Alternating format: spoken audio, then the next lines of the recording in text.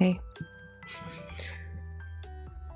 sorry about yesterday. I think I got way too wrapped up in my own frustration about how things were going, clearly.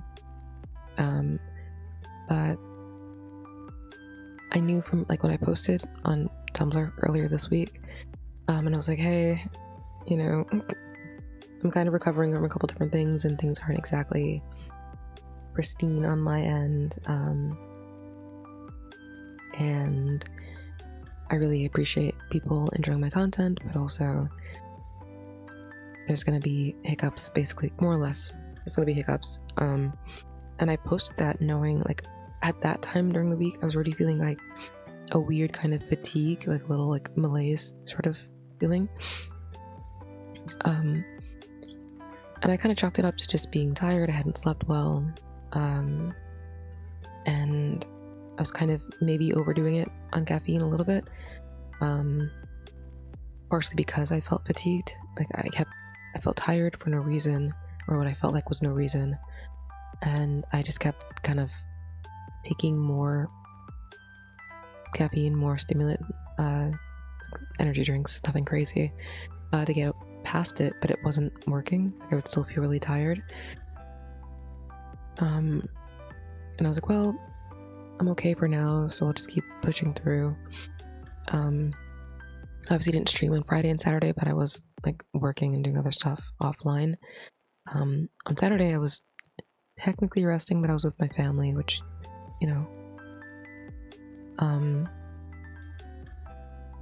and I went out and worked that night afterwards, and then I don't know, I felt good on Sunday. Like, I felt fine on Sunday. I didn't feel great, and I've been having like this weird, like I said, just feeling weird and off all week. And it kind of came to a head by the time I was streaming. I just felt like a little bit, I just felt a little foggy. That said, it has been a while, so it's been like 2, maybe 3 weeks since I've had a day like that, so that's kind of how it's been going. It used to be a lot worse and way more consistent, and I would just do things anyway and feel shitty. Because there wasn't really an alternative. Like, I didn't have like a better feeling day, so I was just, well, it's just how things are. But it's okay, I'm trying to sit with it. It's kind of not to be overly like too much information. It's not really, I guess it affects the content that I'm creating, so it's not too much information. There's always this, I've never been like kind of ill in this way before. Mostly I've had like, I've been sick. Everyone's been sick. I've had like some physical injuries, but not really stuff where I was recovering over time from something, and I'm very impatient about it. But I know that things have gotten remarkably better since I quit my job, since I quit my last job. I'm impatient. And so when things aren't right, I get very frustrated with myself. I probably could have just pushed through last stream and just moved on, or kept moving forward, but I didn't want to, so this is the choice I made. We're here now. And I feel better. I feel up to it.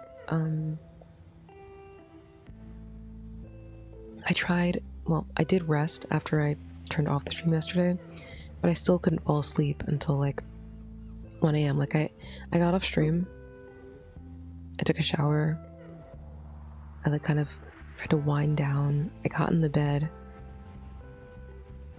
was on my phone a little bit, but nothing like, no doom scrolling necessarily. I was just trying to have like background noise, just some YouTube videos, nothing I was watching super actively. And I felt tired, but I wasn't sleepy. And I was like, well, I had a Celsius during the stream, and it would take, it takes like 6 hours or something for the caffeine to get out of your system. was like, well, okay, maybe by 11 p.m. or so I'll be tired. And I was tired, but I still couldn't fall asleep. Eventually I did. I don't think I got as much sleep as I would have liked, but with the additional just general resting, like meditative laying in the bed in the dark that I did, I think it kind of amalgamated into something functional. But in any case, if you want to know what's going on, that's a little bit of what's going on with me. It sucks to not be well, as I'm sure anyone who has not been well knows. And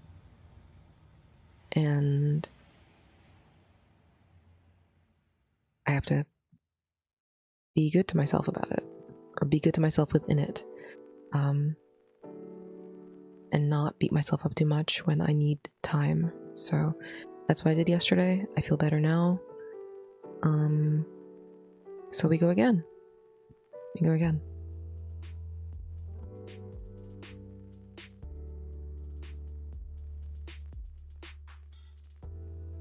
Thanks for understanding, if you understand.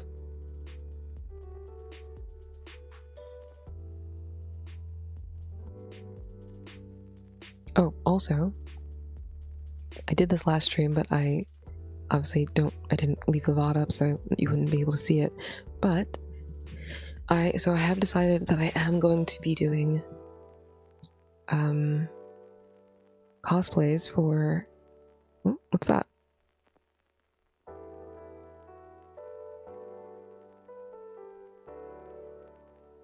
A bunch of hearts appeared on the screen over here. I don't know. Hi. If it's because somebody's here, welcome. But I have decided for this, and I think for other visual novel streams as well, I'm gonna do cosplays of the characters in the stream as we do their routes. This is the cosplay for Dr. Love, whose route we're doing today. So let's take a look. A little look-see.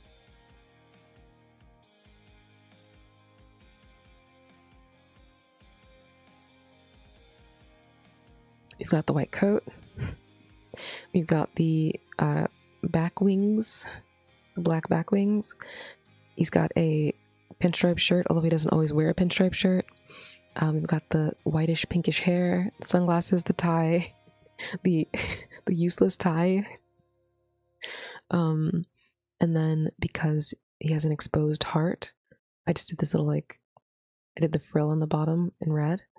And then we have the black hands, and I added these frills I don't usually use on the wrists, because I don't typically wear them with whatever look I'm doing, but it makes sense here, so it looks like whatever the hand stain is going up the wrist onto the arm. I think it came out pretty cute. I'm pretty proud of this.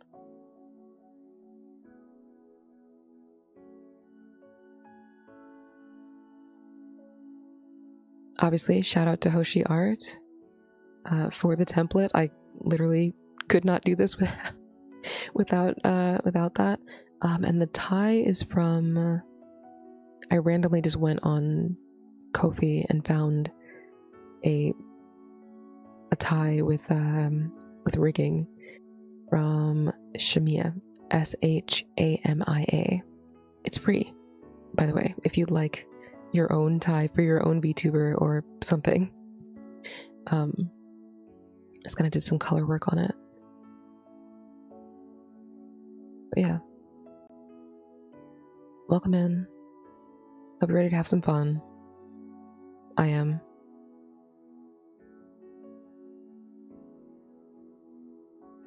Kind of weird to get started this early. I miss starting this early. I used to do it all the time.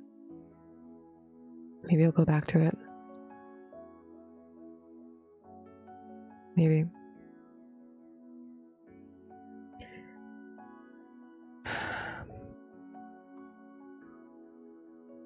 Yeah. All right.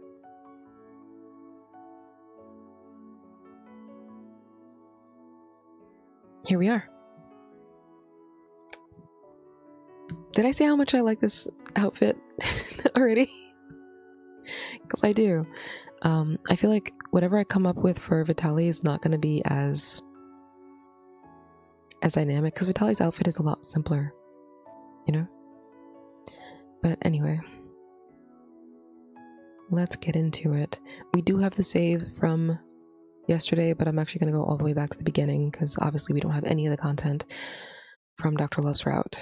So the voices are going to be dumb for the characters that are not our main character or the love interest. There are a ton of them. Asher and Hendy are here. Marlo and Esmond are here. There's another character in Dr. Love's office that we have to voice. Me.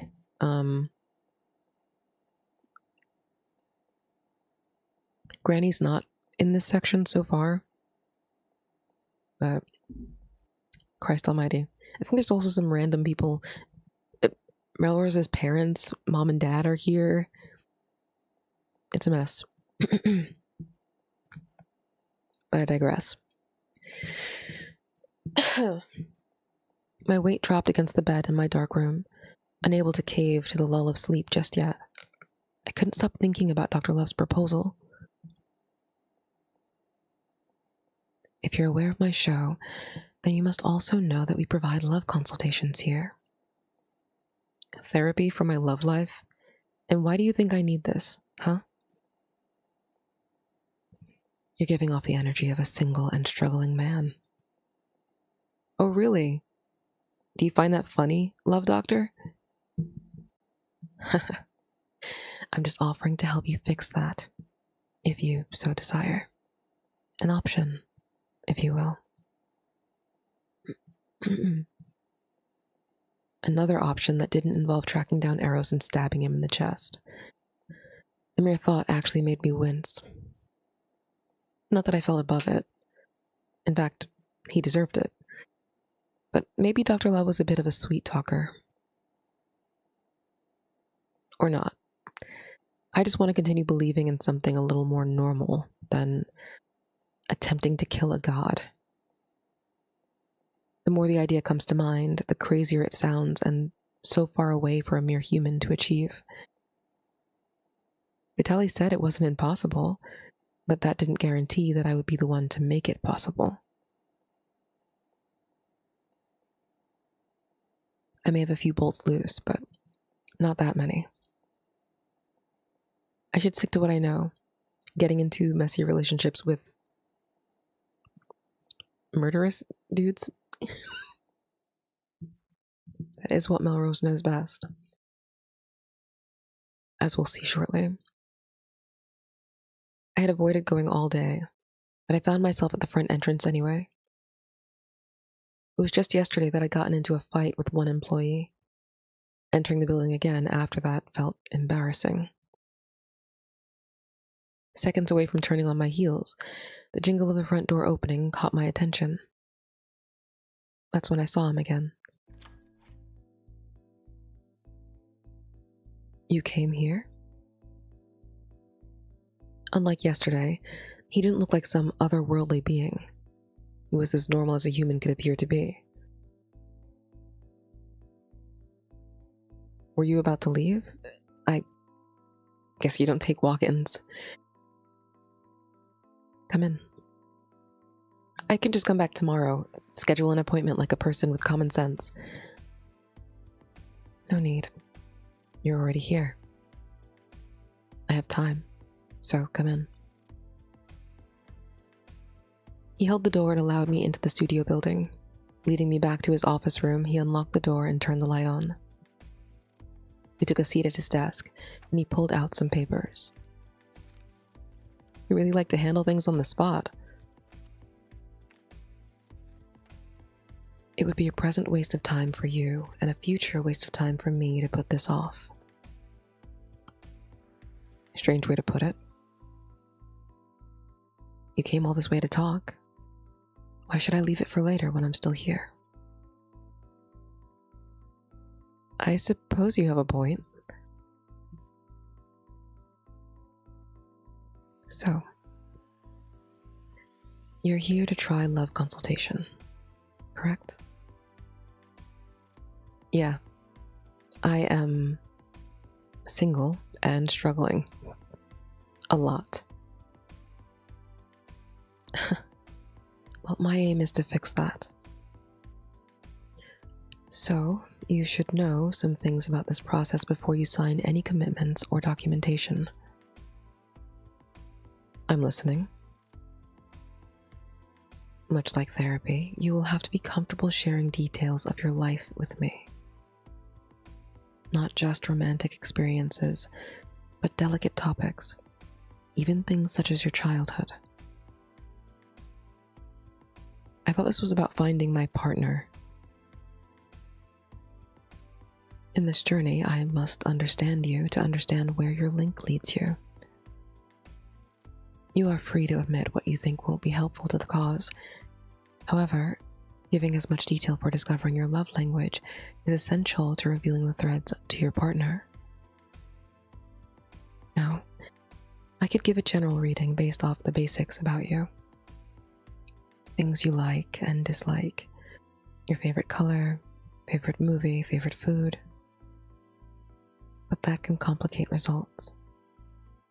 I will pick up a general area, but not a clear idea of who your partner might be. So the more information I give you, the easier it'll be to identify my partner. Essentially, yes. Now, everything that you tell me will be sensitive information and held confidential for your privacy. Only you or I can access your files here. So you need not worry about the spread of your personal life, unless you explicitly give us permission to use it. I stared at the papers on his desk and gave them some more thought. It was terrifying to open up to someone other than Marlo and Grandma, especially after trying so many times with past lovers. Now, here I was with some love therapist asking me to do it again. But there was something about him. The casual yet professional atmosphere that made me want to tell him. I didn't feel like he had hardly any mind to judge me, but he was certainly covering the angles to make me feel safe. Do you have any questions? You can take your time if you need to. No, I'll do it. Are you sure? Yeah.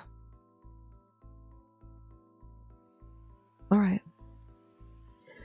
Before I have you sign that documentation, let's see where I can fit you into my schedule.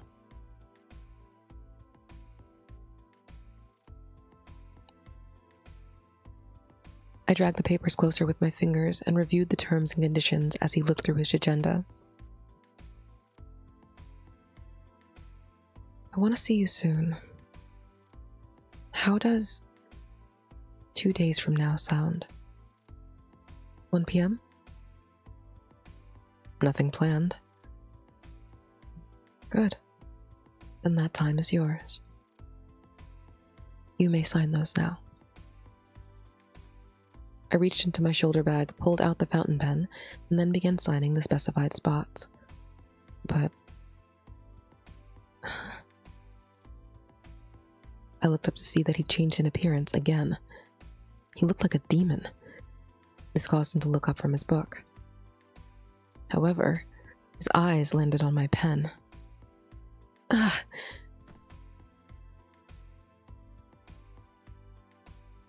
He grabbed my wrist firmly and yanked me closer, staring at the pen, alarmed. This pen... It has the shard. Let me go! The shard from Eros's arrow. The shard from Eros's arrow. You can't be. I said let go. Who are you?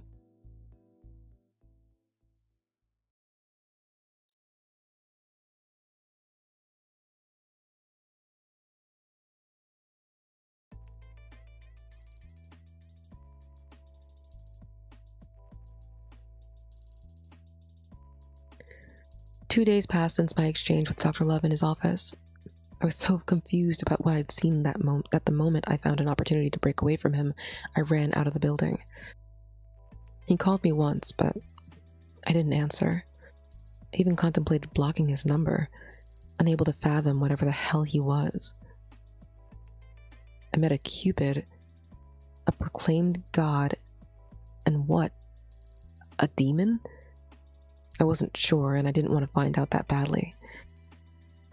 In fact, it proved better for me to forget the last few days entirely. All of it was a means to fall further into insanity. And the last thing I needed was to have yet another reason people thought I was weird. Hey, Earth to May. Mara speaking. Do you read me? Uh-huh. Are you on the same planet as me, or have you floated off to Pluto? I'm listening now. Yeah, now, but not for 6 minutes straight. The hell were you rambling about for 6 whole minutes?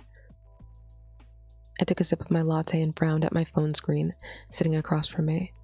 Marlo surprised me with a random video call after settling into her new place. Cheese. I was talking about cheese. No, you weren't. I'm mad that you're at Petal Latte right now. Then move back here and bring Esmond too. Do me a favor. Or you could move here, where the weather and scenery is prettier. Quasimir's pretty too. Yeah, but it rains a fuck ton there if you ask me. True. Quasimir was known best for its rainy days than anything else, but when graced with sunny and clear skies, it was a beautiful place. Probably not as beautiful as the place Marlo lived in now, though. And there were the people to think about. While I had the decency to know some nice people, Quasimir had his fair share of shitty citizens, so it wasn't uncommon to see a random brawl or sit between a screaming match sometimes.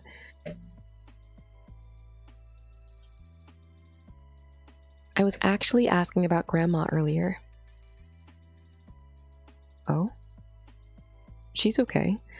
I heard her son is coming to visit. Whoa, really? He would show up when I couldn't meet him. Come back for a few days. You'll be able to see him. Can't. Gonna be very busy with meeting Esmond's family and setting up the shop here. By the way, if you ever want to put those talented hands of yours to work on someone's body, I have a booth with your name on it. You know I never actually learned to apply tattoos. I just draw them. And I will gladly teach you. Or you can learn yourself. Regardless, you have a place in my shop. Now that you're there, I have to figure out who's going to tattoo over Hendy's name. She frowned a little and nodded her head at that. I told her about my failed attempt at calling him up again and how he'd utterly shut me down. We can arrange something one of these days. I'll drive there and bring you here for a couple days. I'm sure the change of scenery will be good for you too. Might even find yourself a partner. Yeah, right. If anything, I believe the people there might be a little too sweet for my taste. Blink twice if they're brainwashing you over there. Ha ha, you're so funny. Seriously though, I want to see you shacked up and happy. Forget Hendy's boring ass and find you a good person to take care of you. You know I'm trying. I rolled my eyes, but I still smiled. Her concern left me soft even when I felt angry and stubborn. She really was the only other person to make me feel special in the whole world. Oh, baby, you're back. How was your meeting? They're gonna do one last check of the parlor repairs. The ceiling leak seems to be fixed. Who are you chatting with here? I told you the voices are gonna be stupid. Anyway. Who else? Hey, Melrose, how's it going? Hey, missing my friend that you took? Oh, don't start that. I'm sorry, man. You're always welcome to come crash here when you want to see her. And I'm sure she'd love to pop by to visit you too. Not coming along? If you'll have me, of course. Her friends are my friends, and vice versa. He's so sickeningly sweet to her. They're definitely that couple that you're happy to see in love, but can't help feeling disgusted by as a third wheel. At least for me. We talked a bit longer before more of his family came pooling in, and I felt it was time to get off the phone. Unfortunately, I missed the window to ask for advice about the whole love forecasting thing. But maybe it was better to trust my gut. The appointment was later today, but I decided to ignore it.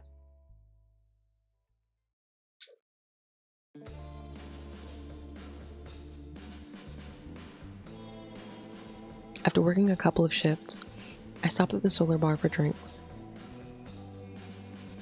I couldn't get wasted since I showed up in my car, so I enjoyed some non-alcoholic cocktails as a treat. There must have been a special occasion given there were more people up and dancing than usual. I thought of asking the bartender, but I settled for watching the boxing match on the television instead. Of the bars I'd been to, Solar was always the one I felt most comfortable in. It wasn't a space that drama occurred in too often, save for a couple of blowouts of my own, that is. I recall getting into 2 bar fights here, and both had been with a significant other. I've been a good boy since then, keeping any further altercations outside of the building. Ding. The jingle of the bar door caught my attention, and I froze. It didn't cross my mind that he'd have a shift at this one today, but there he was. Sorry, Clive. I was running a little late. I'm here now. I turned my body opposite the bar and hurriedly tried to finish my drink. Melrose? I felt his hand touch my shoulder and gritted my teeth at the universe deciding that he had to notice me. I continued to drink and didn't turn to acknowledge him. He's been here for like an hour. Tell the world my business, Clive. I sighed and continued to watch the TV. The faster I finished my drink, the faster I could leave. Can we talk? How long are you staying? I'm leaving after this drink. He frowned, then turned to Clive, whispering something into his ear, to which he nodded and gestured for him to go to me. Hendy came to sit next to me, wearing a hesitant expression. Only ice left. I finished my drink and abruptly got up to leave the bar, leaving my pay on the counter. I was doing everything in my power to cut him off. Even still, he followed me outside to my car. Can we please talk? There's nothing to fucking say. I glared at him, gritting my teeth. After harshly rejecting my feelings and blaming me for everything that happened at the bridge, why was he in my fucking face now? That was the question. And yet, he stood there, twiddling his little fingers and beating around the damn bush. What? What do you want from me? I'm sorry. I was in a bad mood that day, and it wasn't good. Asher can get really scary, but I'm really happy to see you alive. Okay.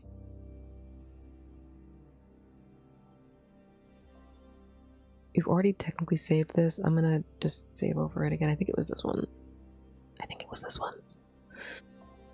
Yeah. Honestly, it was hard to hear him say that and simply take it in. But it was what I'd wanted so badly from him. some inkling of care, no matter how small it might have been. We couldn't have had a relationship for 8 months in which he didn't give a shit about me at all. I guess I can understand.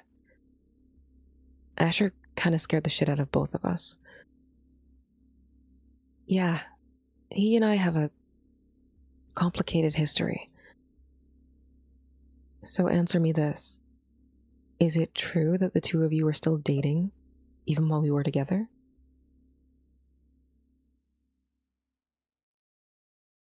Yes. There's a reason for that, and I want to tell you, but my shift. I didn't enjoy the idea of having our conversation cut after I asked an important question, but I understood the circumstances weren't exactly favorable to him anyway. The only reason I tried to duck so early was because of him, so I'll stay for a while. We can talk when your shift is over.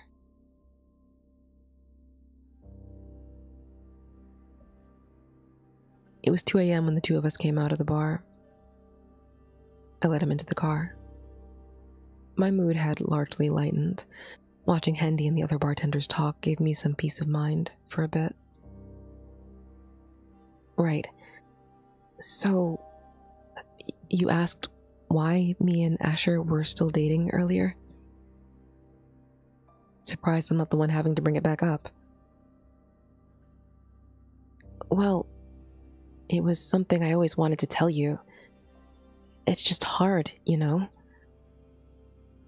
I don't, but I'll give you a bone. Asher was my first ever boyfriend. And before that, we were best friends. I care about him.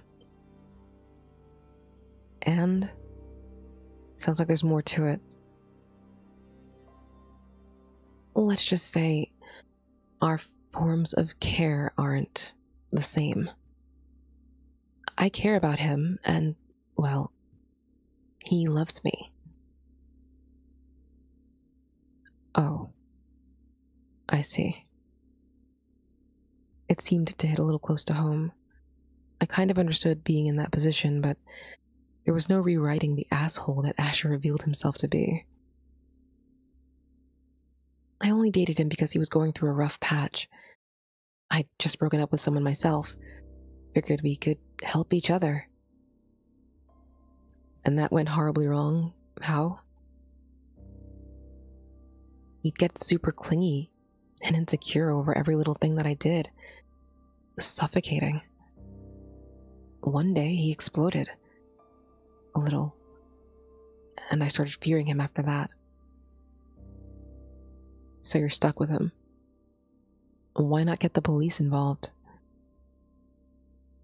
Man, he's still my best friend. I don't want to do something as drastic as putting him behind bars. A restraining order?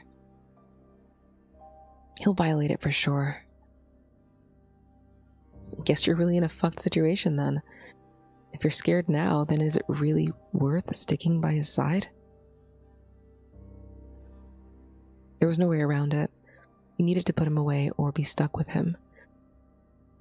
He was dangerous. And to be honest, Hendy was even crazier for trying to protect him at this point. I can't say for sure I'd have given up on him if I were in his shoes, though.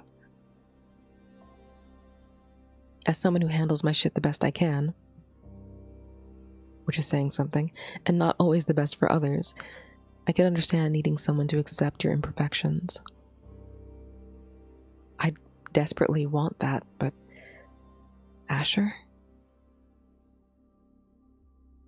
I wasn't sure if he just didn't have a lid on himself properly or simply didn't care about right or wrong. He wasn't drunk or high when he chased me with that bat. He was completely sober. It was a coherent choice. Or so it appeared.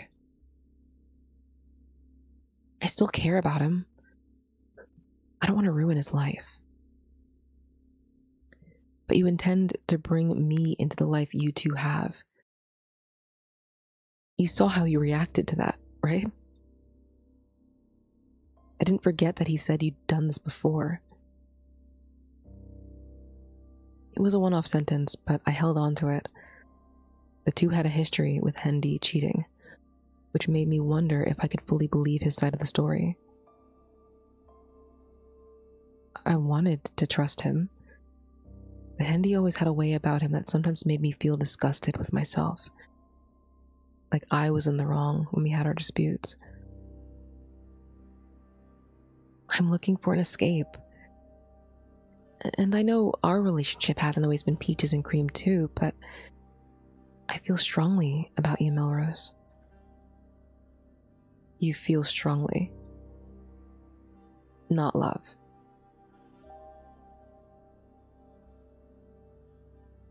I've never been comfortable saying that to people, but if you want to take what I said that way, then sure. Honestly, I'd rather hear you say it. Aren't my actions enough? Are they? We fell silent for the rest of the ride. He couldn't find the words to say to me after that. I drove into the alley where his apartment was. He never took the front entrance and always walked up the raggedy stairs. When I ran down them, it was the first time I'd ever been scared shitless about that. I'll let you off here then. Don't you want to spend the night? Your place still freaks me out.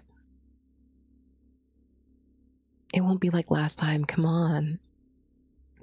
He'd gotten out of the car, standing off to the side, waiting for me to get out too. Gotta get over my fears somehow.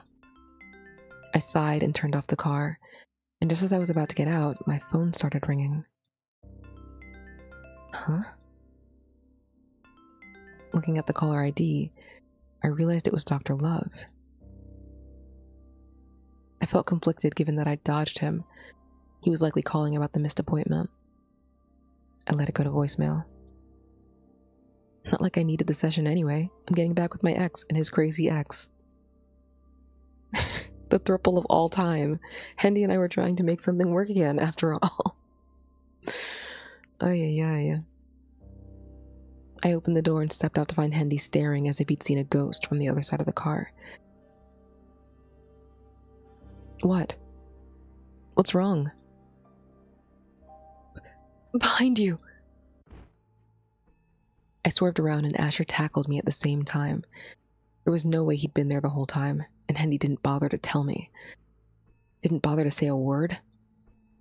Had I known, I wouldn't have gotten out of the car at all. He'd been hiding somewhere quietly. Had to. Get off me! Ugh. You just don't listen, do you? Not that it matters now. He brought a knife down close to my face, but I grabbed his wrist. The two of us struggled over the seats, my back strained from the uncomfortable position. Asher's strength was out of this world, and his sinister laugh increased as the blade came closer to my stomach. Hendy! Hendy, help me! You think he's gonna save you? He's fucking gone. Nobody's coming for your ass. He summoned enough strength to plunge the knife down into my gut.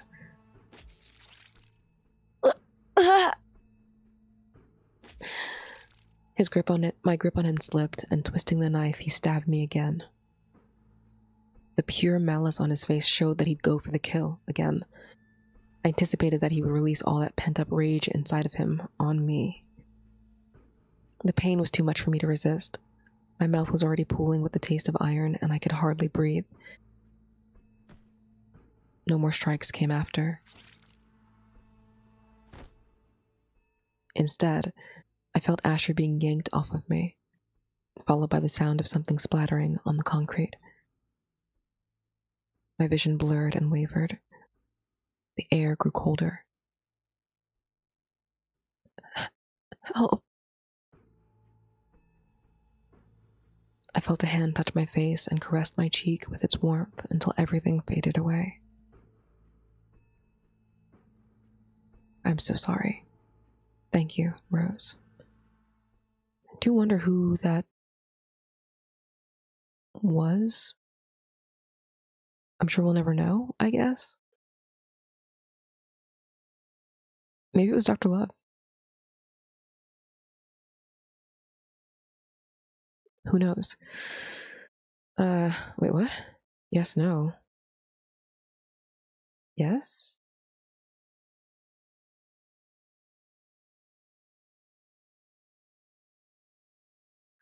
Is there a reason why I would save here? You know what? Sure.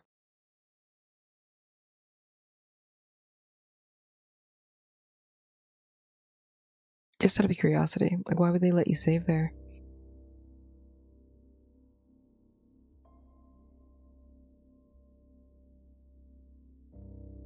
You know what I mean? Like, it doesn't bring you back to the beginning before it happened. Anyway, I feel like vomit. I felt like vomiting. What was the purpose of telling me this right now? I was trying to forget him. Besides, Asher's still in his life. It'd be crazy to hope to rekindle anything with him, not after hearing how he felt about me. I couldn't. Are you done?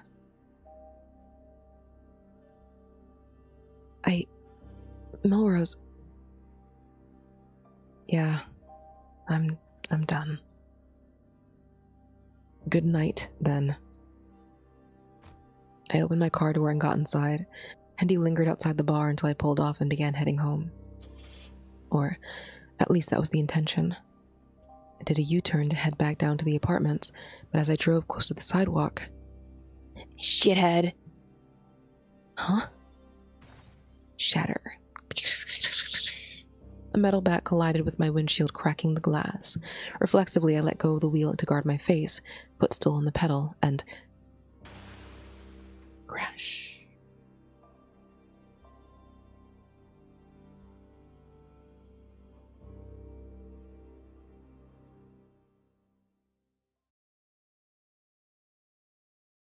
Quasmere City, Oak Hospital, 12 a.m. Opening my eyes again was like waking up from a long dream. The room was chilly, and the indiscreet sound of the television bounced off the hospital walls. I absolutely hated being here. It wasn't my home, and because of that, the loneliness set in worse. My eyes roamed down my left arm, wrapped in a sling, likely broken or sprained. I tried replaying the night to remember what led to this, but my head hurt too much to think. I'd definitely been in an accident, for sure. Sighing, I closed my eyes, only to open them seconds after the door to my room opened. In walked a man that I didn't recognize until my eyes adjusted. Ah, you've woken up. What are you doing here? My voice came out cracked and unused, throat dry like a desert. I had lost track of how many hours had passed, or if it was even the same day. Dr. Love brought a water bottle over, slipped a straw into it, and then held it to my lips. I'm going to take a water sip as well.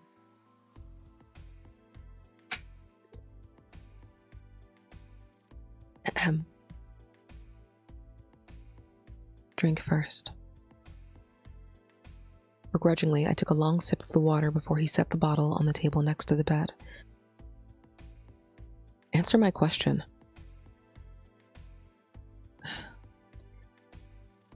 They contacted the last person to call you after your accident. That person happened to be me. You called? Curious why you didn't show up to our session, and intent on asking if you wanted to reschedule or cancel it. Why didn't you just say you were only an acquaintance? They couldn't get into your phone to call any of your relatives. As someone who at least knew you on a professional level, I wanted to extend my support. There were no relatives to get in touch with. I'd been separated from them for years. The only people in this world I had were Grandma and Marlo. Did they tell you what the fuck happened? You were attacked and involved in a car crash. Authorities arrested a suspect, not long after. Do you not remember the leading actions? No. And my head hurts too much to think. Then it can't be helped. I paid to have your car put into the shop. Why would you do that for me? It's a non-issue to me. You were unconscious, and no one was available to ensure that you were taken care of. I simply offered the aid that you didn't have. Feels more like flaunting your wealth if you ask me.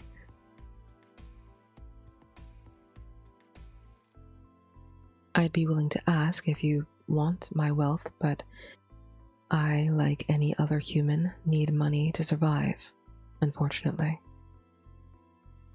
But you're not human. He slowly blinked at me, dragging his fingers through the locks of his long hair. His expression was as blank as it had been the moment he had entered the room. I couldn't imagine what he was thinking. Is that why you ran away the other night?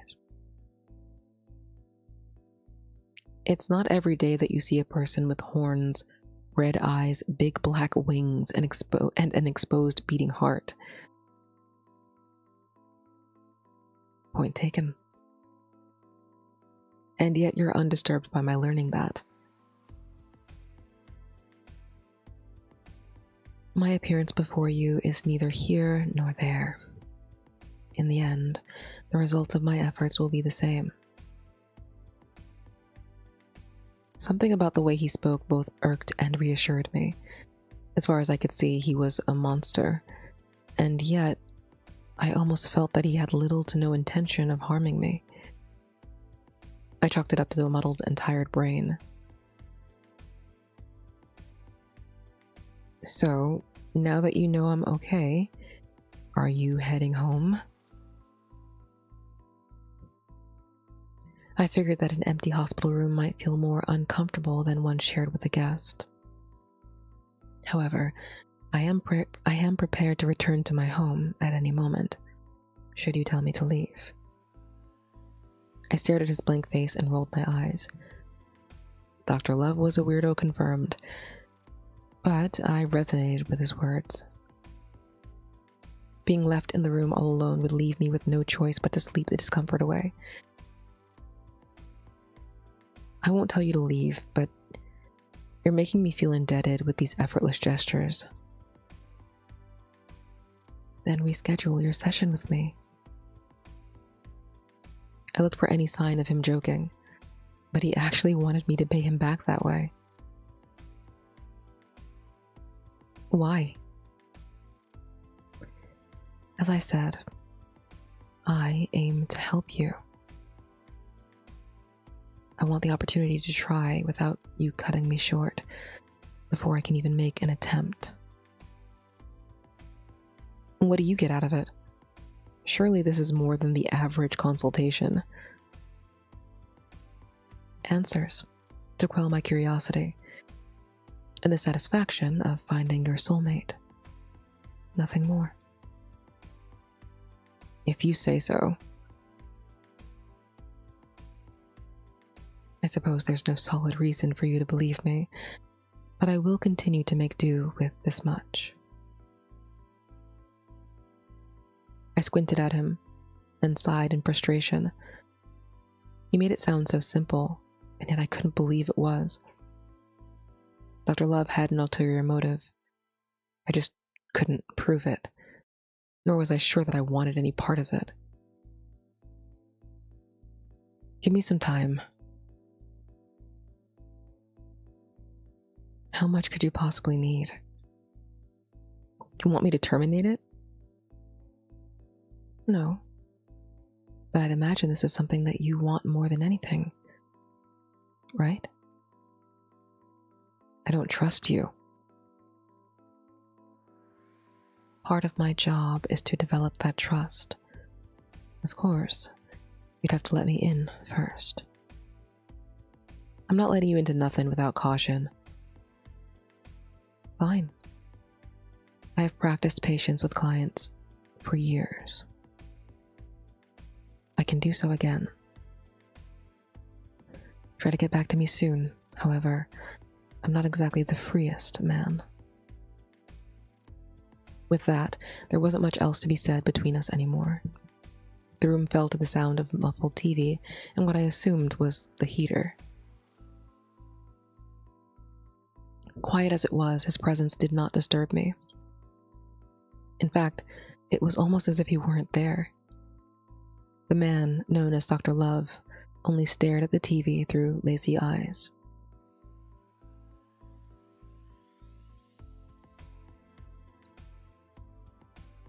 Tired seemed too simple a word to describe the way he slumped in the chair.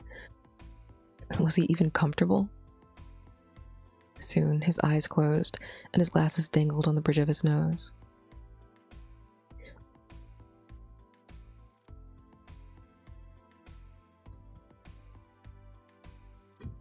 I heard it wasn't good to sleep with glasses on. Did that really matter to him? He wasn't human, after all. She dressed him so pretty. Like, he's so, like, just pretty in the face, you know?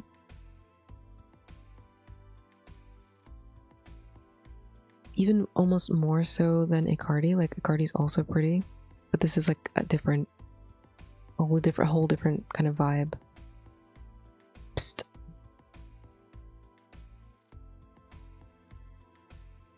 I tried getting his attention, but it was absolutely futile.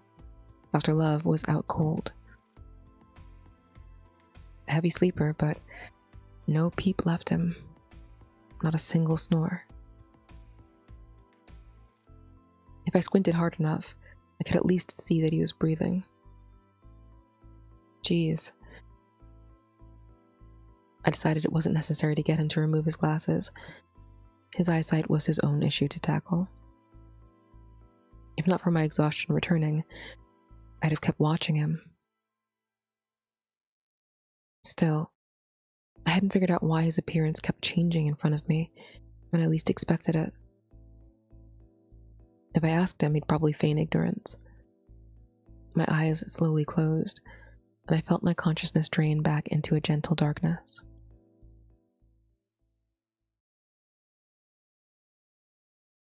Self-assessment, I feel like I'm doing much better today. I was like, personal tangent. When I have like brain fog days like that, I'm always like, not catastrophizing it, but I'm always like, like this is the worst. But like maybe I'm over exaggerating. Like maybe I'm not making a realistic assessment of my own ability to do this thing. Like maybe this is just how it's always been, and I'm like delusional, and I just think like simple little mistakes I'm like catastrophizing something small. And it is catastrophizing for sure. Like it's not. People, podcasters, content creators make mistakes like this all the time. Right? Like it's not like a horrible thing that I can't get over, or that I can't make content around, but it doesn't have to be like that. And so I think I have to balance between like accepting, yes, I'm human and also I'm in recovery, and also perhaps I am doing slightly worse than I normally would given other circumstances, you know what I mean? And not beat myself up about it too much, because that doesn't help either. But in any case, I think if you were here yesterday, you would also maybe notice that it's going a bit more smoothly, for sure. And also I don't feel like I have to like laser focus in to not make mistakes. Like I'm very comfortable right now. I'm chilling. So gotta trust yourself. Trust your body. Know yourself. Or whatever. It occurred to me that maybe my prior actions had struck fear into Mr. Figueroa. Oh, right, we're doing Dr. Love voice. Let me drink some water.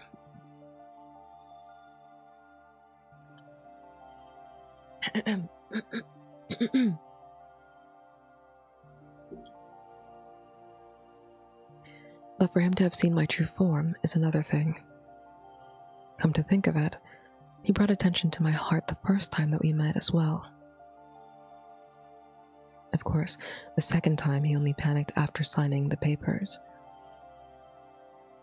He was holding the pen then, and the time before that, if I remember correctly, the pen had been in his jacket pocket. Undoubtedly, it is the fountain pen. I took a sip of my coffee, which had gone cold after hours of sitting unattended. After my last consultation, I had been reviewing the documents that he'd signed. It would be a pain if he didn't come back. No. It'd be good if he didn't come back.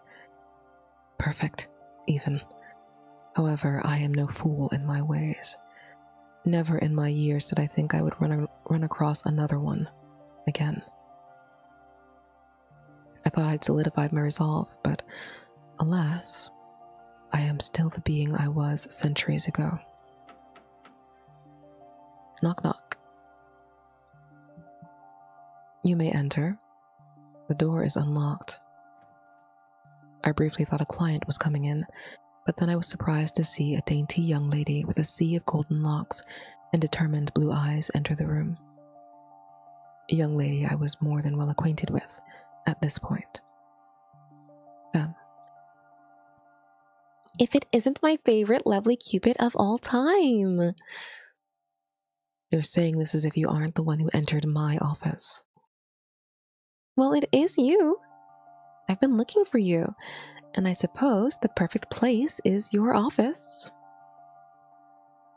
This is not the most profound discovery you could make, Lady Femme. Probably not, but word on the street is what I live by, and it said you'd be in your office at this given time. That is no rumor, it is simply fact. Femme is the goddess of rumors.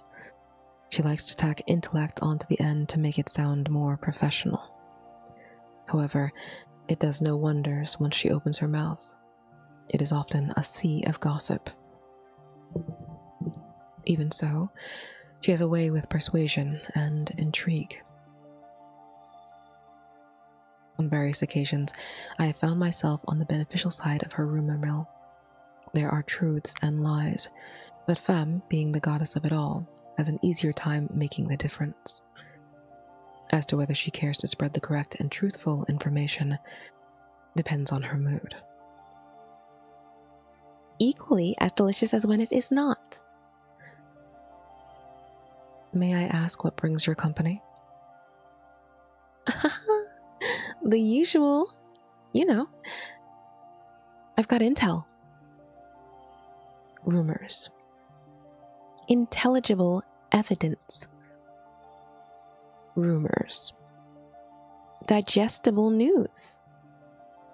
Changing the name, unfortunately, does not change what it is, Lady Femme. She flipped my bangs with a slight air of annoyance, and then took a seat on top of my desk. Anyway, I heard many things today. You're bound to hear something about one of your clients. Is there anyone that you want to hear about? I pretended to pause and practice a form of self-restraint, but I knew exactly what I wanted, and Femme was an efficient god for her talent. Yes, I do. Have you had the pleasure of hearing details about a man named Melrose Figueroa?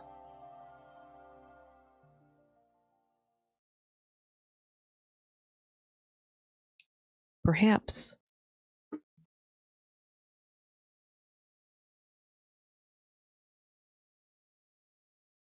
The last 2 weeks had been difficult to manage with one arm.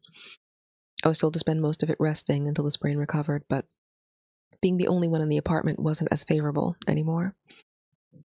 The landlady's son wasn't all that excited to share their precious time with me, not that I wanted to be part of their endeavors anyway. The loneliness just seemed to permeate the more that I was aware of it. That's all. So when I shouldn't have been wandering around and making money, I still tried. Lifting things was a pain, and certain customers weren't very sympathetic to it. Even a doctor had given me a smaller tip due to disobeying my recommended treatment. As far as I was concerned, my actions were my consequence here, so everyone should mind their own. Love Life Studio will have a collaboration with your... Oh, it's actually Dr. Love. I thought it was just a regular commercial. Love Life Studio will have a collaboration with your local eateries called Love Tracks. I changed the radio station. He's everywhere. When I woke the next morning in the hospital, he'd surprisingly stayed just so that he could tell me he was leaving. Since then, I hadn't spoken to him, nor had I approached him for the forecasting. Yet he was everywhere. Either Quasimir City is too small, or I just never noticed until the two of us became acquainted. He was apparently a regular patron of the Petal Latte. I caught him strolling through the park once. Almost ran into him at the mall. We even caught the same bus. I'd have lost my mind if I'd seen him at Solar, but I've been avoiding that area since the incident. Still don't care enough to check in, huh? Oh, Hendy. Hendy definitely heard the news about me. In fact, the crash didn't even happen for more than a minute after peeling off from the curb. Hell, he could have witnessed Asher do it. But he hasn't said or sent anything to me. The barkeep and Clive at least sent text and emails as an apology, although it happened off premises. It really wasn't their problem, but I accepted their gesture, unless they knew something that I didn't. Regardless, I was steering clear of going back there to kill time. I mean, what could they know that he didn't? Maybe Hendy intentionally scheduled himself to be at that bar so he could run into Melrose? Who knows? I couldn't even draw. Marlo? I pulled out my phone to find Marlo calling me. What's up? Checking up on you. Grandma told me you sprained your arm in that incident. You totally left that part out of the text. I thought you were okay. I'm still in one piece, so technically I'm okay. Better not be working. Don't worry, I worked yesterday. May? I burst into laughter over her endearing and stern motherly tone. I remember the first time she'd called me May, a derivative of the word May because we'd met then. But originally, she had the bizarre thought that the L in my name was an I. No matter how much we went over it, I couldn't understand where she'd gotten it from. Mel was the common, more appropriate nickname, but wanting to be different, she stuck to May. At first, it was annoying. Now it's special. Anyway, I'm glad you're okay for the most part. Okay as one can be in an empty apartment. You're totally fine and you know it. Are you still looking to date someone? I thought about my arrangement with Dr. Love and frowned. Hendy apologized to me 2 weeks ago, but I haven't heard from him since then. And he's in the equation why? May, I thought we were kicking Toxic out and not inviting it back. Was he really that toxic? Was he? Hello? Anyway, I'm thinking about something. It doesn't involve getting back with him, so pull your panties out of your ass. Thank you, sir. Panties comfortably arranged. You know, if I were Esmond, it'd be weird to hear that randomly out of context. Don't worry, he's been here the whole time. Hey, Melrose. God, I could have said something cursed to hell and he'd have heard it.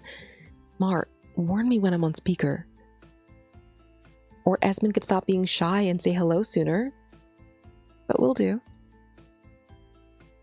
Knowing Esmond was around kind of changed the flow of conversation, but it was nice to hear her voice and that she was happy.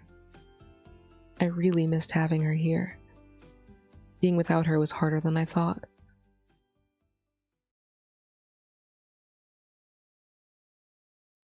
I gave myself a third week of resting in hopes my neglect would go without strenuous effect.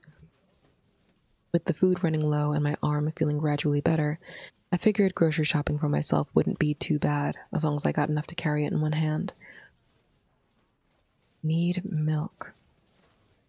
I seldom visited the market this late, but I needed some items that could also be prepared tonight. Too many ingredients and not enough actual food. Rounding the corner to head to the dairy aisle, I ran smack into another person with my cart. Shit. I'm sorry. Watch where you're going. The two of us stood staring at each other for a minute before I pushed past him with my cart. Melrose, wait. I'm hungry, man. I don't have time for this. You could have just ordered out. And waste the money that could go towards groceries instead. Even if you have a point, why come out to shop this late? Because I'm a grown man? He rolled his eyes while trying to keep up with me. Abruptly, his hand latched onto the cart and stopped me in place. I'm getting real sick of you. Well, let me help you shop. No, fuck off. You'll end up getting less food if you have to carry it all with one hand. If I help, you can buy more things. I don't understand why you express trivial concern over trivial things, but when I need you most, you aren't present. He seemed to flinch at the tone of my voice, then assumed a more serious position, much like whenever he wanted to scold me or demand authority. Worry about the present. What the hell is that supposed to mean? Just let me help. No. As we argued, I felt a light bump against the other side of my cart and snapped my head to find a foot. Then I raised my gaze and...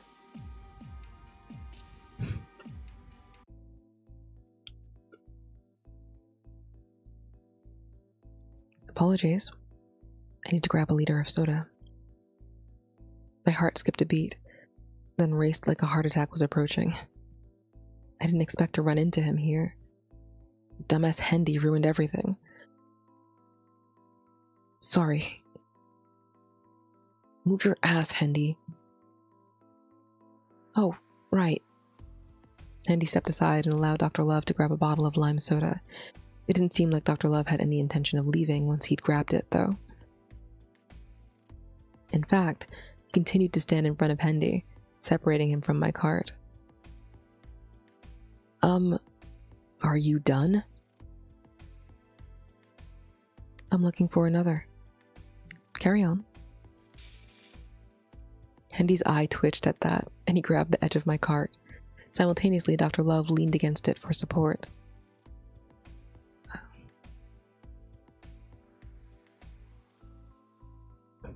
Aren't we in your way?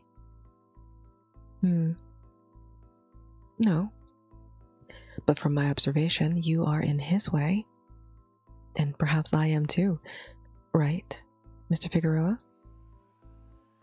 Dr. Love lazily turned his head to look at me, wearing an elegant smile despite his disheveled appearance. Can I please just go to the dairy aisle? Of course. He let go of the cart, but not without removing Hendy's hand from it with ease. At the same moment, I pushed the cart with Hendy trailing behind it in tow. I quietly continued to shop with him hovering nearby. You know him? Most people do if they're into Love Life studio stuff. At that, Hendy turned his head around to look at Dr. Love, who was still lingering around us with some distance. Really? He's that guy? Uh-huh. I reached to grab a sack of potatoes, which Hendy helped me place in the cart. Time passed, and I shopped enough to fill my fridge. But it was certainly too much to one-hand it all the way back home. When I left for the parking lot, Hendy insisted on taking me home in his car, but... Are you going to force his acceptance? He said he doesn't want to go home with you. Why are you even still here? This has nothing to do with you. Dr. Love wouldn't let Hendy put my things in his car. In fact, he had his own car and proposed taking me home himself. It was bizarre to witness the two arguing over this. Honestly, I wanted to just take the whole damn cart and walk home. Despite that, I couldn't shake my curiosity about why Dr. Love was meddling so much. As far as he should know, Hendy could be my lover or something, yet he was trying to defend me as if I needed it. I could handle myself, but I didn't hate that he was interfering. In a way, it felt like the universe was trying to keep Hendy from rekindling things with me, and that made things easier. Can you open your trunk? I spoke up to Dr. Love in his spat with Hendy, and with no effort he pressed the button on his keys to allow me just that. Hendy didn't seem to like that. You're seriously gonna get in his car? You two aren't even close enough for that yet, right?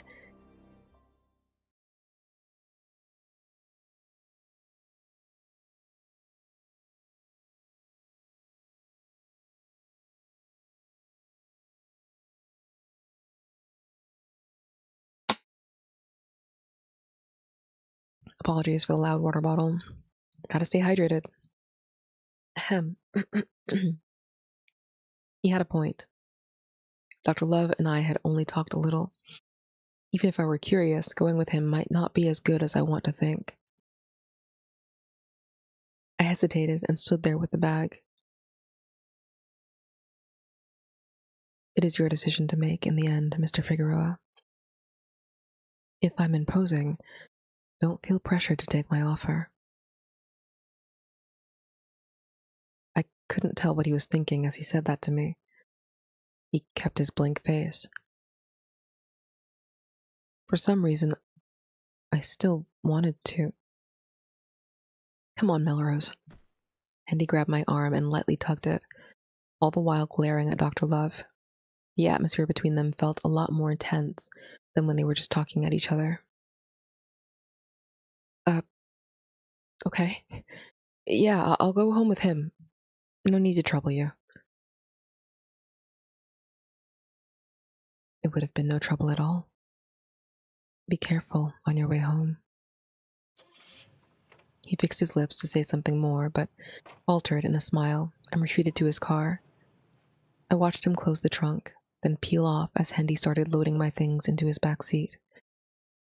Now that I was alone with Hendy, I wondered if it was truly a good idea to go home with him. I really should keep my distance if I want to move on. The drive was uncomfortably quiet, and I could see that Hendy was still pissed, which I couldn't exactly understand why. Did Dr. Love really get under your skin? Yes. Who the hell does he think he is? Trying to flaunt how well off he is or something? He came off really fucking arrogant. Maybe. I wasn't getting that vibe, at least not then. So you thought it was okay for him to talk to me like that? Frankly, yes. You know what? Whatever. What are you doing?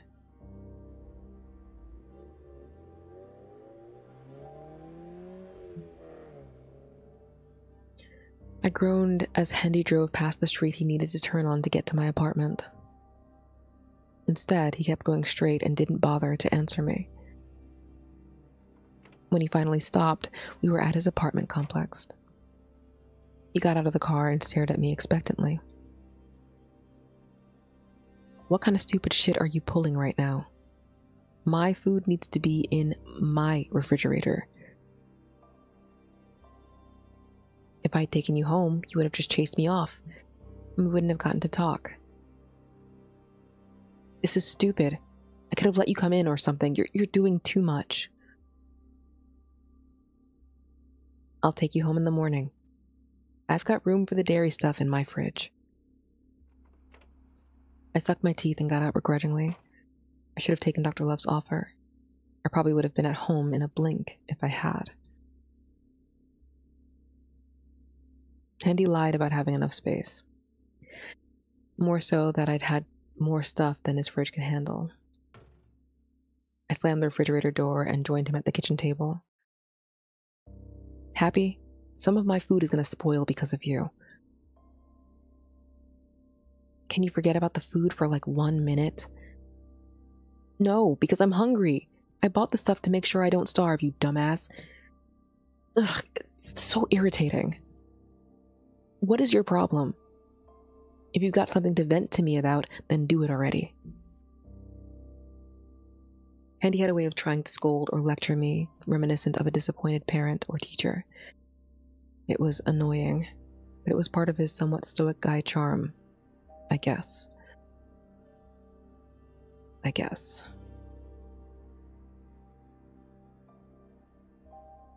Are you trying to get with him? Ooh, Dr. Love? Yes. No. And why the hell does it matter anyway? We broke up. Is it a money thing with you? Good-looking guy, nice car, decent or high-paying income? You're seriously not going there with me right now. Hey, everyone you told me about had some kind of money flow and looked gorgeous.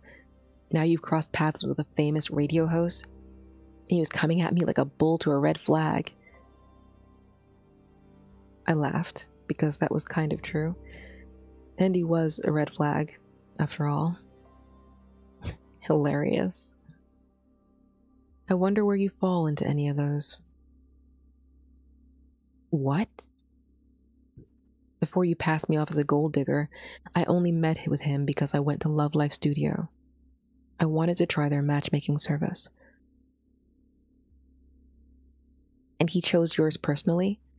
Does that give him the right to hover around you in public? It shouldn't matter to you, Hendy. We aren't dating.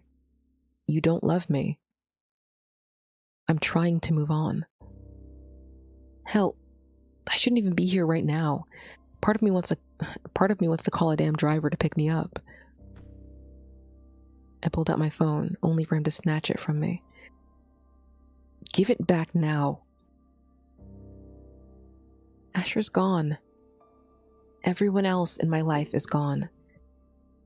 There's only you. And I want to make things right. I know I chased you away. But don't give up on me, Melrose. Don't leave me. I've always been here for you. Those 8 months that we dated, I was there for you. Physically. In truth, reassessing it, I was alone in the relationship. I hardly learned anything about you besides basic shit. I didn't learn about your family until we were close to breaking up. Even that wasn't much. Not even your intermediate family, just word of a nosy distant cousin or something. The point is, we were together, but you weren't in the relationship with the same effort that I had. You spent most of it like some imaginary friend, or whatever. I don't get what's wrong with that. 8 months is still fresh, so we were still feeling each other out. Hendy, I told you I loved you, and all you said was thank you.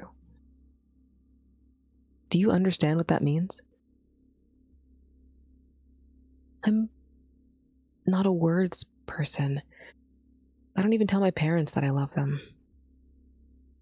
Anyway, I want you to stop this trying to move on stuff. Let's work things out. No. Maybe we can be friends or something, but not lovers. You're being so stubborn about this for no reason. It's weird that you cried so much when your other exes left or ghosted you, but now you're actively trying to leave me? Are you being serious right now? Whatever. Fuck this. Give me my damn phone back so I can leave. I reached for the phone, but Hendy refused to hand it over, flashing me a look of concern. And at least stay for the night. I get it. You don't want to be in a relationship with me anymore. But you said that maybe we could be friends. As your friend, I want to make sure you get home safely. I pulled a selfish move bringing you here, but I don't want you hopping in some stranger's car to get home late at night. You didn't care about this much before. Just stay here tonight, and I'll take you home in the morning. We can talk about everything else from there, okay? I wanted to go home more than ever.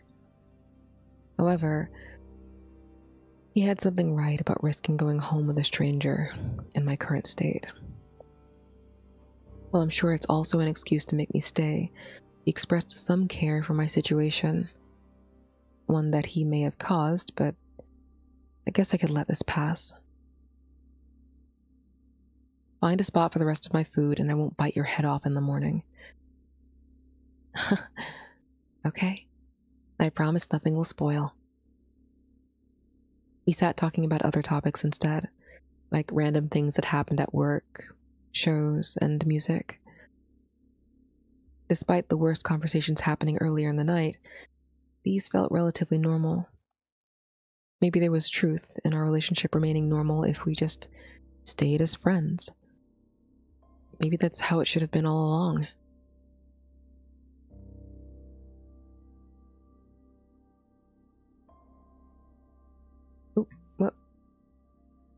But like many of my relationships, my love life often started with the sexual chemistry between us.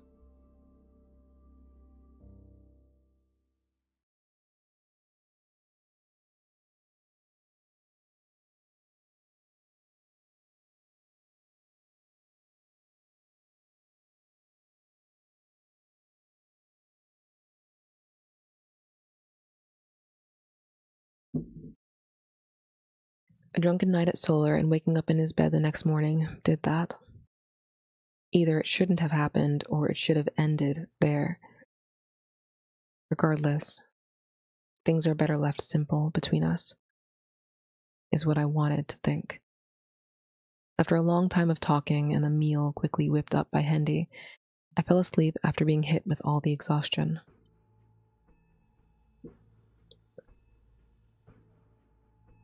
But the next morning, I woke up with my wrists cuffed to the bed frame. Hendy! What? Don't you hear me cleaning the other room? More like drowning me out with the fucking vacuum cleaner. Let me go! No. As your friend, I also deemed it unsafe for you to go back home at all. Better if you just stay here. You see, I'm lonely. You're lonely. Our minds might not be too good when we're alone, so you can just be my roommate now. We can keep each other company. What the fuck? Have you lost your mind? I said, Asher's gone, and I have no one else but you. Marlo moved away, and you have no one else but me. I'll be damned if I let you move on to something better. As friends, we have to look out for each other. What did you do with my phone, you sick freak? You don't have it. And that's all that matters. Anyway, stop that or you'll hurt your wrists. Help. Help me! Did you forget my walls have great acoustics? They won't hear you. Even if they did, People here turn a blind eye to a lot, remember? I recalled the night of being chased by Asher in fear. He was right. Not a single soul around these parts tried to do anything about the ruckus we were making. No police were even called. Why are you doing this to me? Why does it have to be like this? You acted like you were better than me. Like you don't deserve me. Like that Dr. Love guy is a better man than me. So now, I will take care of you as your friend. You won't need that guy or anyone else. Just me, and don't worry about the love part. Totally fine with no feelings involved. He smiled as if this whole thing were completely normal, as if you were close enough, if you were close enough, I'd spit in his face. But he made it a point to stay in the doorway. You're insane. You're disgusting.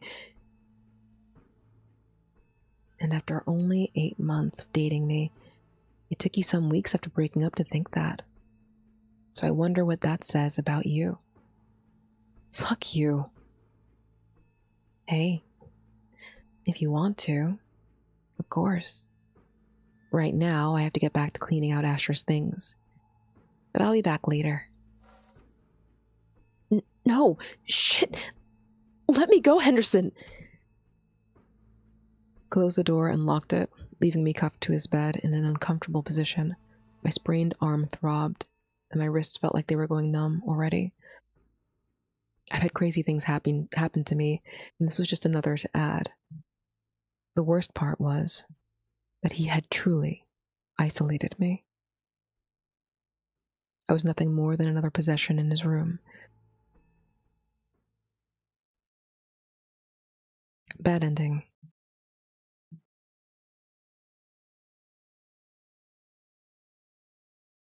No.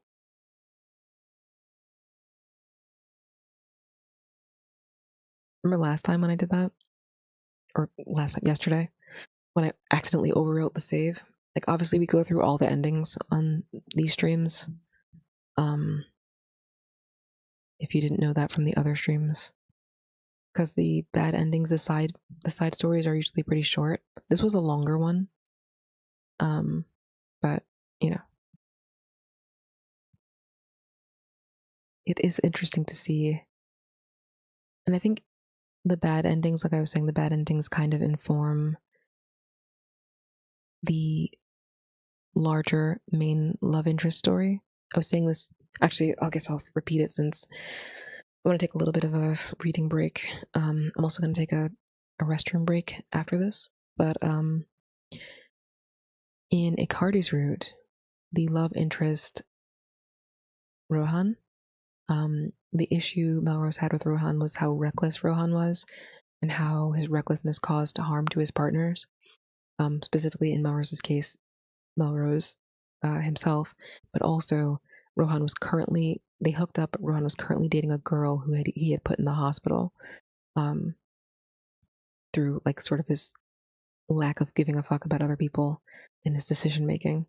But the contrast of that in his relationship with Icardi is that Icardi is being reckless in trying to find Melrose's partner and ultimately then deciding to pursue Melrose, realizing what we learn later about what Melrose's love life actually is in terms of his status as a human to be matched in the Cupidine world in Thespe. We can assume that Icardi came to a conclusion that if anyone, okay, actually, spoilers, I guess, but it's going to happen in the next 10 minutes. The thing with Melrose is that he can be matched with anyone. He has like an infinite number of possible partners. And I guess Icardi, seeing that, having put Melrose's name back in to find his actual like soulmate partner, realized that anyone could be his partner and decided, well, I love and care for Melrose, why not me? Which is a reckless decision. He knew that what he was doing could cause him to become a love forecaster or be banished from Thespe or executed, as we saw. But his recklessness was not, I guess, executed in a way that would have harmed his potential partner. Like, the balance between him and Rohan is that. And then I guess you have here Hendy's obsession with Melrose, like his inability to leave Melrose the fuck alone, despite not actually having feelings for him, versus maybe Dr. Love wanting to know more about Melrose, but actually, and not being able to display feelings toward him, like withholding feelings toward him. It's a similar kind of coldness, but it's not, and a similar kind of Melrose giving information to Dr. Love and Dr. Love not giving information to Melrose, as what happened in Hendy's relationship, but it's not malevolent. Like, I do like the parallels with the side character relationships and the main love interest relationships. And so exploring the good and bad endings for them gives you those details. You could probably, actually, I think you wouldn't have enough information to piece together that was what was going on if you didn't do the bad endings.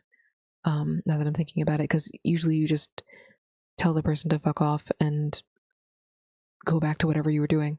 So you don't get really any details about who they were or what their negative aspects were with regard to Melrose. So anyway, that's why I do them. That's why I do all of them. Also to see the CGs and get the CGs and for completionist purposes, but narratively they do serve a function and are valuable to the overall story. With that said, I'm going to go take a restroom break and we will continue shortly.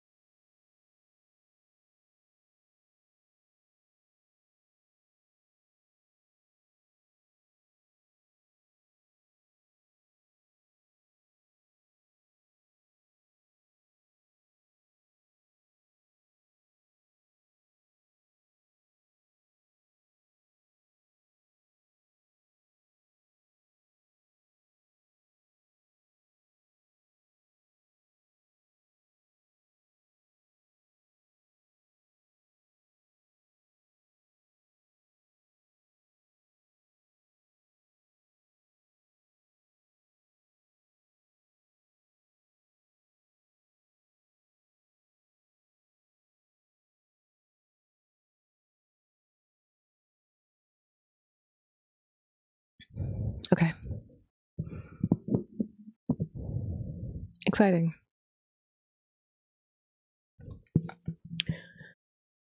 Unfortunately, no new information. I think we're approaching. I think the next section is.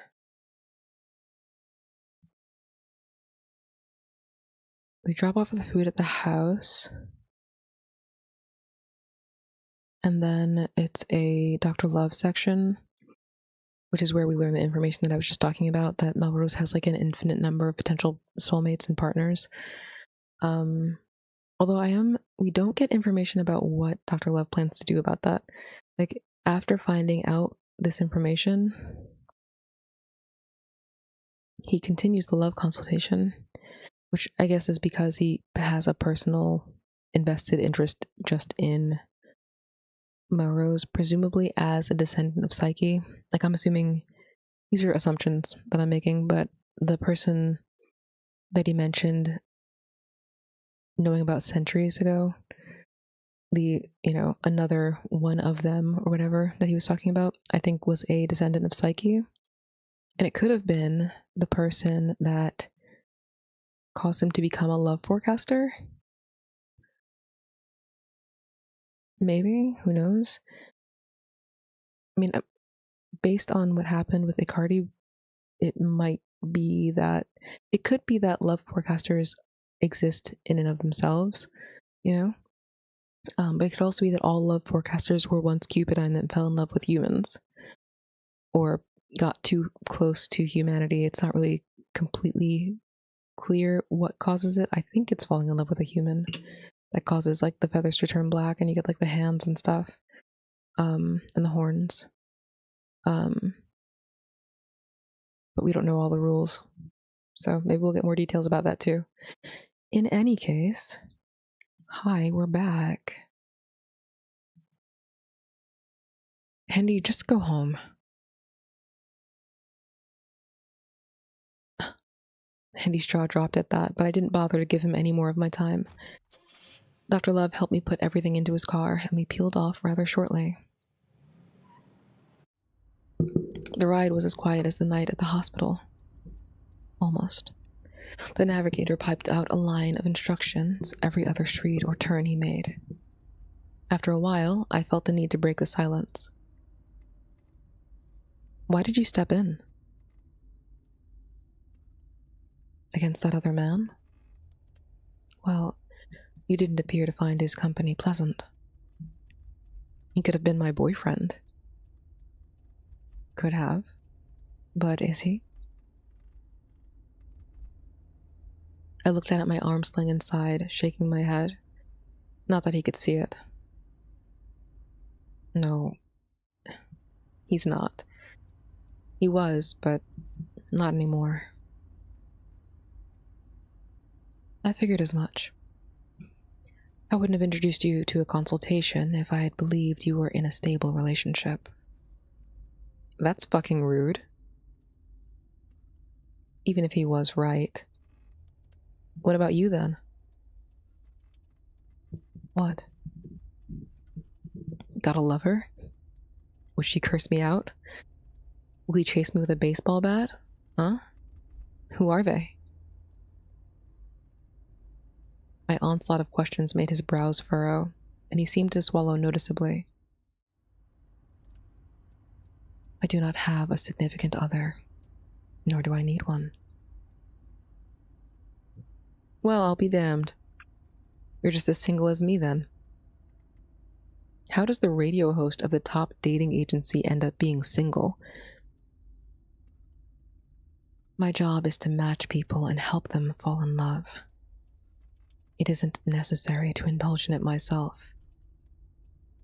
Or perhaps you just have no game at all, and yet you're giving advice to other people. I suppose I deserve your well-crafted dissing. He smiled, and I found it hard to take my diss seriously. If it bothered him, he wasn't showing it. Have you ever thought about dating? I have already dated before. Really? What happened? Surely a matchmaker like yourself didn't have a nasty breakup. Of course, it wouldn't surprise me if you did. Dr. Love wasn't well kept, even if he was beautiful, and he could add a little more fluff to his words for some. The equivalent of being widowed, I guess. Oh. Sorry about that. Joking about it when he had a serious reason for being single made the urge to talk feel awkward. Despite that, he didn't change his demeanor at all. If I poked fun at something sensitive, I expected to have someone bursting my eardrums or punching me square between the eyes. Maybe he couldn't afford to do that while driving. It was a long time ago. It doesn't hurt anymore. It doesn't hurt anymore. I couldn't shake the feeling that came over me when he said that. It was as if something inside squeezed tightly. His words didn't sound real. Funny that I, the potential client, was trying to read into him. It may be foolish, but he sounded robotically rehearsed. Still, I shouldn't have joked about it. I accept your remorse. When we arrived at my apartment, I took all the bags out of his trunk and lined them against the wall. It'd be a back and forth trip, but I'd take it if it meant relieving him from the burden of helping me.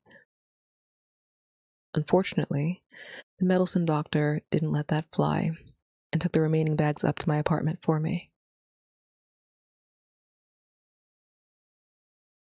Here. I pulled a couple of bills from my wallet and handed them over. He looked at me as if I were some foreign specimen to study. Why? Because I feel too indebted not to give you something. Take it. I do not want it. Then what? Want this bag of apples? I have another bag. Wasn't the point of buying all of this to fill your kitchen? Take something. It's making me uncomfortable with how much you've done for me. I told you how to pay me.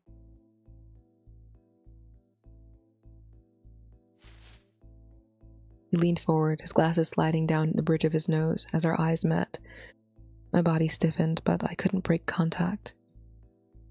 His long fingers grazed my wrist as he maneuvered the bag he'd been holding into my grasp. I clenched it in my hand. Make your appointment and come see me. Follow through this time. I'd almost forgotten the reason I'd even been avoiding him was because of that strange appearance. But right now, he looked as normal as any other human being. I couldn't understand why. It was driving me insane. If you'll be honest with me, ask. You may receive. Are you a demon? Hello, Busting Gently. Thank you for the follow. Please enjoy your follower emotes. Welcome, welcome. No. There wasn't an ounce of hesitation in his voice. Either he was confident or a well-trained liar. Because of this, I didn't know whether I could believe anything he'd say if I kept guessing. Oddly, I wanted to believe him. I know that may not satisfy you. However, let's do this. If you come to the appointment, I will answer whatever questions you may have for me. How do I know you won't lie? I have no reason to lie. Only reasons to withhold. Why add the last part? Because that's part of being honest.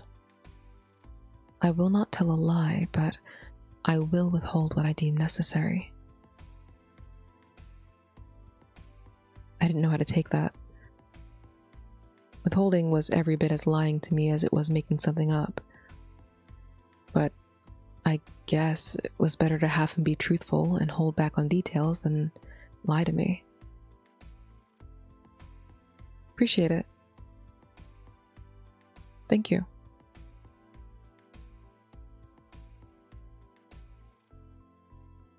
I still didn't think I could trust him, but I really wanted to. All right. Now, I believe I've overstayed my welcome. I'll be leaving, then. He pulled back from me, and the warmth I'd felt along with his touch felt prevalently cold. It was hard to ignore. Almost as if all the warmth was leaving with him. My heartbeat increased the moment he reached the front door. I took a step forward, but didn't chase him. I couldn't make him stay for whatever this selfish, unwarranted feeling was. Dr. Love? Yes? He opened the door, then looked back at me with a blank expression.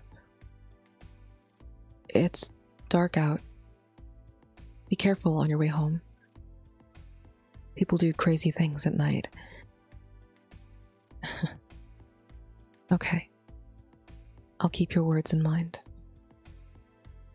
Good night, Mr. Figueroa. With that, he disappeared through the front door, and the icy stillness of the room finally settled in on me.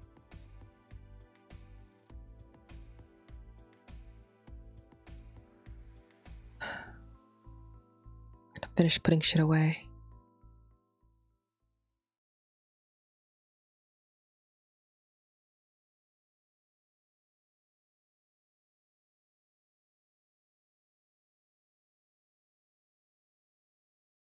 Stepping into the studio for the third time made me feel a lot more anxious than I wanted.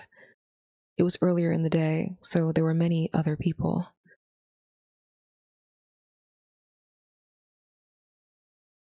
I even saw the Kevin guy who had a tip with me the first day.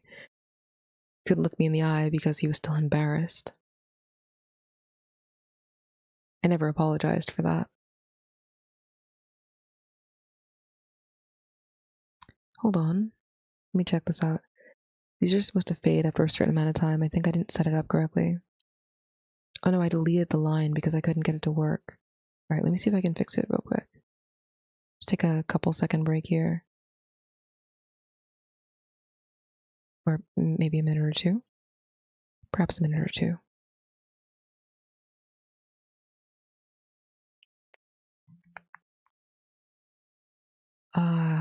No, I need the code for it. Okay, hold on. Maybe I can find it. No, it's gonna take too long. I'll just delete them manually for now.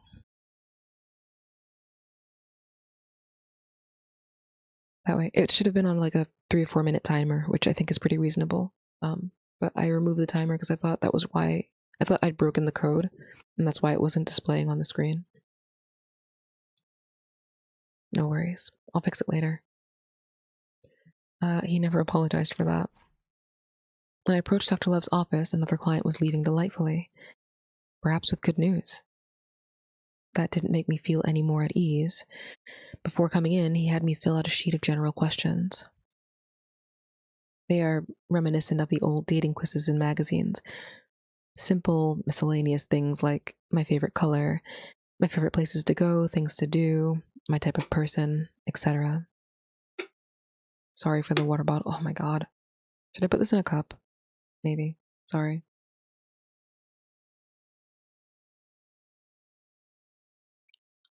I'm glad you came in. I almost didn't come again. Really. That would have been unfortunate for me, as I have no other clients for the rest of the day. May I ask why?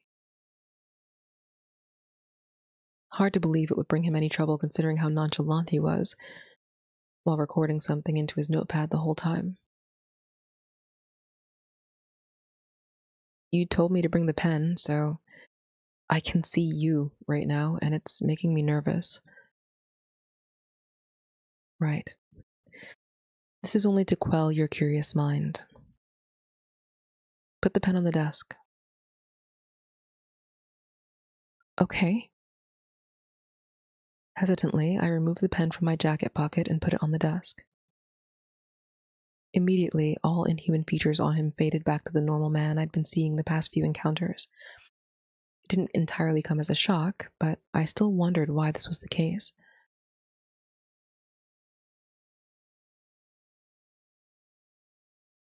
That item of yours is very special. It's giving you the ability to see things that other humans normally would not. My, my mom told me it's a family heirloom, passed down for generations and has taken the form of many things. It's said to have belonged to Psyche. Dr. Love paused writing, but his gaze didn't raise to meet mine. Instead, it wandered the room slowly before returning to the pad.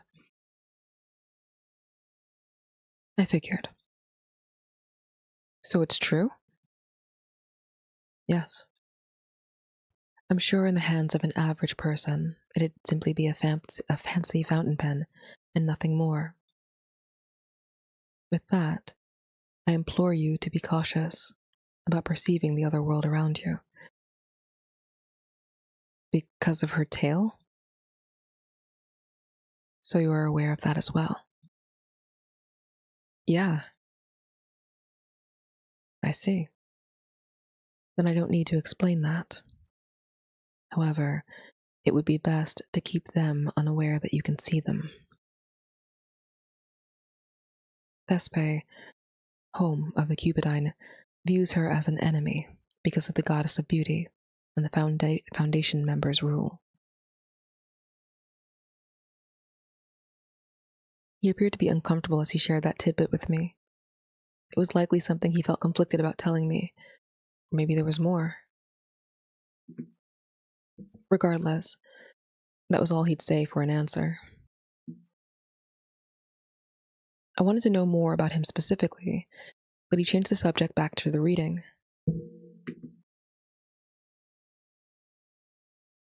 Your hand, please.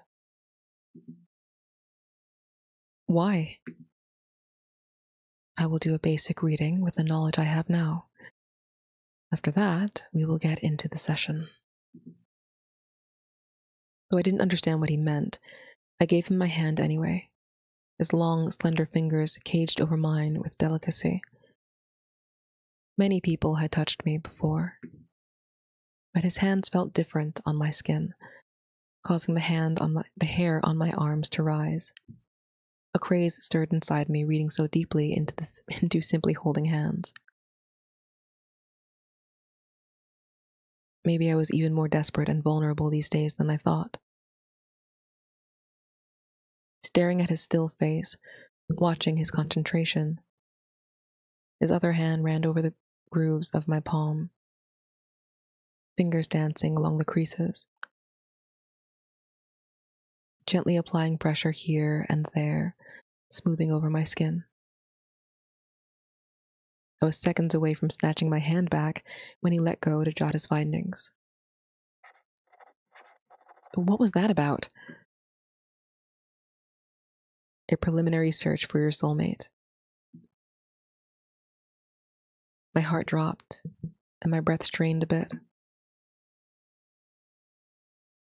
Looking for them directly? Did you find anyone? Yes. He answered so easily. There was a soulmate for me. If I were to take his word that he wouldn't lie. But I didn't feel relieved to hear that, just scared. I clenched my trembling hand and returned it to my lap. Then what now? I know they exist, but I need to know more from you to see who they are for myself. And remember that the point of this is not for me to tell you who that person is. It's to guide you to them. Understand?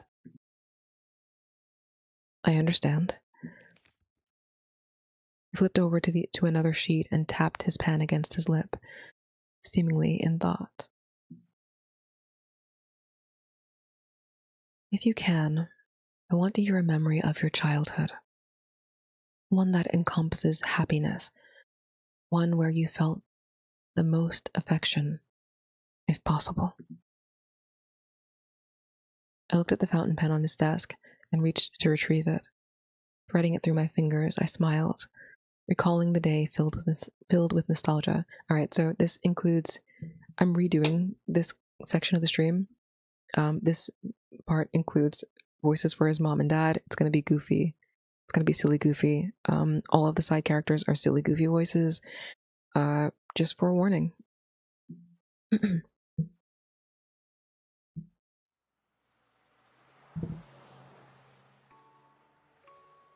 It was a weekend, and Dad had taken off some days from work.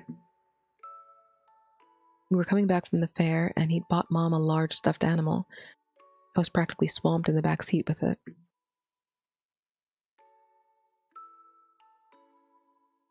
Honey, you didn't have to get the biggest one. It's not too crowded back there, is it, Mel? Nope, it's like a soft pillow. I like it. See, he likes it too. Fits your mother perfectly. If you get every angelic thing you see, we'll have a crowded bedroom. I thought you wanted to be buried in plushies, darling. Yeah, she said that before. Mom felt embarrassed that Dad had been pampering her all day. I don't remember the occasion. Anniversary or just a date. Regardless, it was a family outing, and amongst themselves, they were the happiest I'd seen them. The ride home was long, but that didn't stop Mom from writing. She was an aspiring author, and her favorite thing to use was a fountain pen, much like the heirloom. I always marveled at it, wanting it. So I asked her about it. Mom, can I draw with your pen? How's Mom gonna write her novel if you take her pen, son? Tired of playing with your friend back there? Let's see. She reached into the dashboard and found a boring black pen, ripped 3 pages from her spiral notebook, then handed the fountain pen and pages to me without a second thought. Mommy can write with anything, so long as it works. Does that pen work? I just stuffed a bunch of miscellaneous ones in there. I'll be out of luck if it doesn't. Mom, you said there was a pen that looked like Cupid's arrow, but this doesn't look like one. That's because it isn't that pen, Mel. I'm actually not sure where in the family that has gone. I never got to have it myself. When your great-grandmother passed, it was among the things that got shifted around. Didn't she say that Eros's arrow was in it or something like that? I remember hearing that from you. Yes. It's his true symbol of love and has been our family's protection all these years. But I thought the lady said Cupid was a bully. Why would his arrow help her? Well, son, sometimes we, men, boys, can be a little bit complicated with our feelings and how we convey them to those we love. Your father knows this well. Had I not figured out your mom's love language, we wouldn't be where we are today, and we wouldn't have you. I didn't fully understand what they meant back then, but how they both looked at me as if I were their entire world was the most seen I'd ever felt. It was most reassuring that my parents loved me.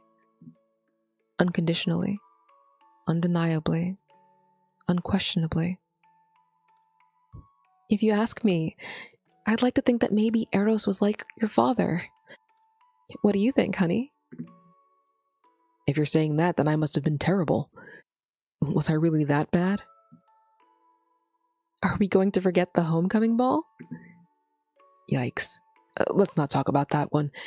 Mel, I'll tell you how to avoid my mistake there when you're a little older. Or my internship article. Are you still mad at me? Mel, Help Daddy do something cute to distract your mom. A simple conversation, and one of our last. One that keeps me hopeful. One that keeps me loving. Obviously, my parents loved each other a lot, but I didn't have to worry about my place in it. Since then, all I ever wanted was to recreate their love with someone else.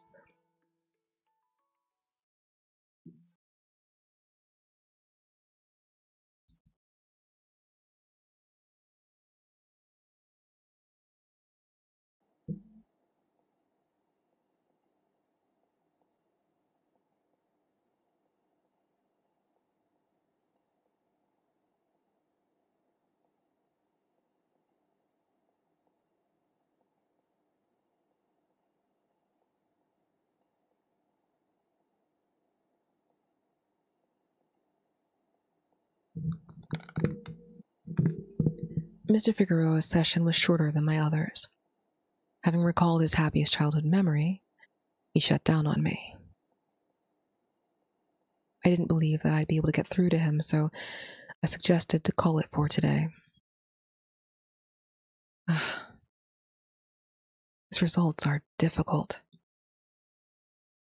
Every once in a while, a weird occurrence would happen with the matching pool, and there'd have probably been weird readings by other love forecasters. Apologies. And there have probably been weird readings by other love forecasters. But I hadn't experienced it firsthand like this since their name had popped up in the matching pool centuries ago. He has so many potential partners, and equally none at all. I couldn't see a singular person. Endless people, but none with names or faces to latch onto.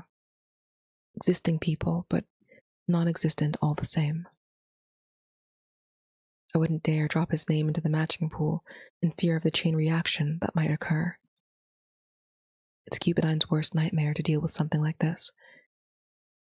Even worse for his sake, as this is so phenomenally out of control that it would immediately have the Foundation and Aphrodite breathing down his throat if I turned in my report. This had to be the effect of Psyche herself. In my recollection, she was a woman so beautiful that no one dared to claim her for themselves. She was everyone's woman, so to speak. Still, this is but a theory. How is this possible? Was this the work of Eros, or had Lady Aphrodite done this? As I pondered the thought, my office door opened without my approval. What? Hello, my beloved Cupid. Hello, Lady Femme.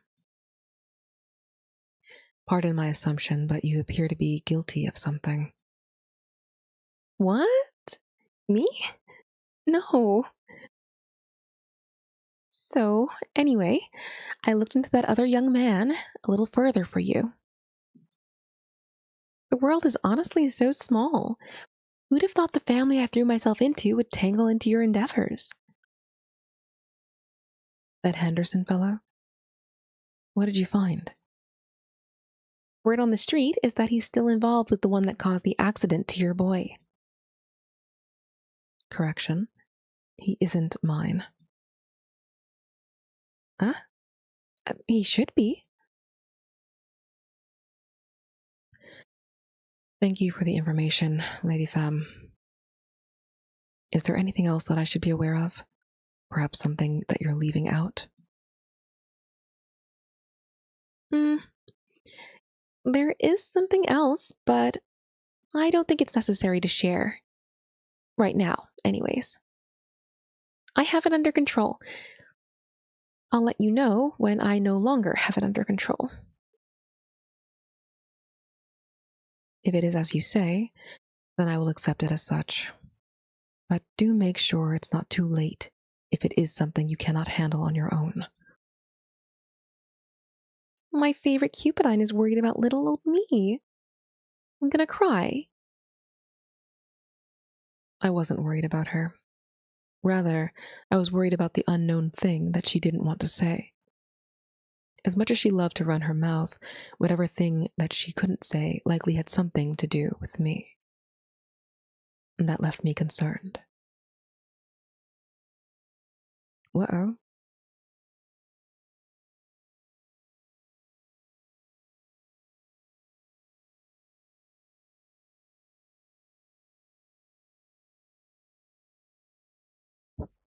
Recollection of a time when I felt wronged. Naturally, someone might think that I'd say when my parents left me orphaned.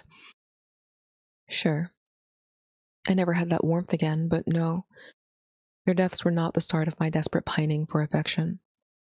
It was the hellish years of being placed in a home full of strangers that only saw me as a dollar sign, all while letting their other children do whatever they wanted to me. Push me down a flight of stairs, lock me in the basement, cut my hair in my sleep. It was always something, and there was never any justice. To prop their own kids, they would belittle me, and if I did better than them, they punished me for being arrogant. Growing up, I've always been sensitive, but sensitivity doesn't always translate to crying. Sometimes it comes out as thrashing and smashing things, threatening them, fighting them. When I experienced pain, it was so unbearable that I wanted the other person to suffer too. These destructive habits that I developed gave mixed results. Whether out of pity, fear, or disgust, they all had the same feeling, that they didn't want to be around me. Running away made no difference. Finding a crowd of kids my age only resulted in being the crazy nut job among them, too. If the cops hadn't caught me, I'd probably be somewhere far worse, maybe even dead. Can't say I was too happy to be brought back to that family, but I fucked that up eventually and returned to the orphanage in the end. And no one ever fostered me again.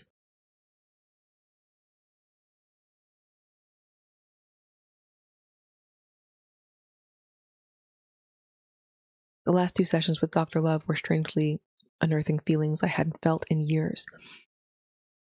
Feelings that I'd shoved down with every new person who entered and exited my life. The few times I'd hoped they'd stay forever, and the certainty that I had when I tattooed their names on my body. The thing is, later he says that only Hendy and his first relationship were the only 2 people that he'd gotten tattooed. But maybe it was a mistake. Only to be reminded that nothing lasts. Also, considering that Melrose has been in so many relationships, what about the 8 months with Hendy made him really think that Hendy was worth getting tattooed? I think it's probably because of who Hendy is. I think, although we don't get a lot of details about it, Hendy's probably insanely manipulative. Which is why Asher is so crazy. I think he's one of those people that twists people into a mental situation where they start acting in ways that they wouldn't otherwise. For Asher, it was a malevolent, violent obsession. And for Melrose, it was just, I guess, a normal obsession. Self-harm based obsession, as opposed to external harm based obsession. Which is probably why. Because nothing about the relationship seems like it was so good or powerful that you'd get the name tattooed on you, based on what we know. It was depressing to hear how I clung on to people who didn't care for me, just because they found a use for me or I could accept the bare minimum. To be useful was the closest thing to love. You don't talk much when I tell you these things. Dr. Love was jotting something down, but he lowered his pen when I spoke. His face was blank, annoyingly unreadable. You're not a therapist, so surely this depressing shit is bogging you down, right? It is depressing, but it isn't something that I haven't heard. Many of my clients aren't happy or haven't led happy lives while they're yearning for someone. Guess I'm just another day at the studio then. He raised his gaze to meet mine and leaned forward. It is another day at the studio. Yes. You truly do lack game. What the hell kind of response is that? A truthful response. Thanks for not telling a fucking lie. Here's your imaginary gold star. That doesn't mean I don't care about what you're saying. It pains me to hear that you've suffered unnecessarily. I bit my lip and slumped back into the chair. It wasn't enough, but hearing that made me a little relieved after spilling my guts on the floor. Come with me. He grabbed his car keys from the desk and stood up, ushering me along. For a busy man, he decided that taking a little overtime to spend with me was worth it. I'd hate to be the client after me.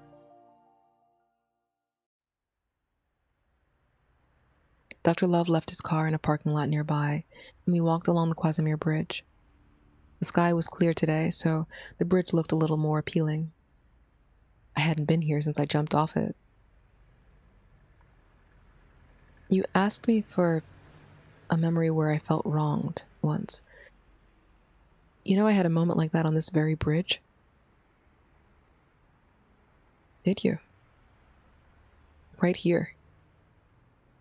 I touched the railing and lifted myself onto the ledge to take a seat. I expected him to stop me or warn about the danger, but leaned against it leisurely. Hendy, the guy from the market, his, boyfriend at the time was chasing me in the rain with a metal bat. I glanced at his face to see his expression, but it was as unreadable as always. I couldn't expect more from him than just listening. I was afraid that I'd die. Hendy showed up trying to calm him down, but it wasn't working. Frankly, he was pretty cowardly standing as far as he could from us. He had the guy's attention, at least, so in that split moment, I threw myself off of the bridge. Dr. Love slid his arm securely around my waist as he rested his chin in his other palm. My heartbeat became a bit too noticeable at that. What? I'm not in any danger. So you don't have to worry now. Not like I have some death wish. That may be true, but I would like to avoid having a second incident via clumsiness. I'm not clumsy. I can't believe you only became concerned after I said I'd fallen off before. Better late than never. You're strange, Doctor. We didn't have to come here, and yet you brought us here. It wasn't within my knowledge that what you had just said occurred here. I only meant to bring you somewhere peaceful. This honking bridge during the day isn't exactly peaceful, Dr. Love. The noise energizes me otherwise.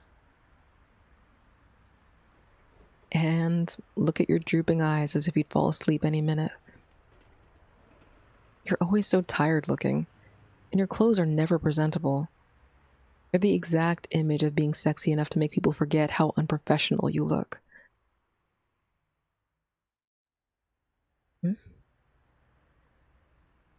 You have a point. This is also unprofessional, isn't it? His arm began to retract, slipping through my hold. I clung to it, curling around it like a lifeline, but I wasn't careful enough, and the action made me nearly slip off the rail. Ah! Dr. Love's other arm wrapped around me in an instant, holding me close.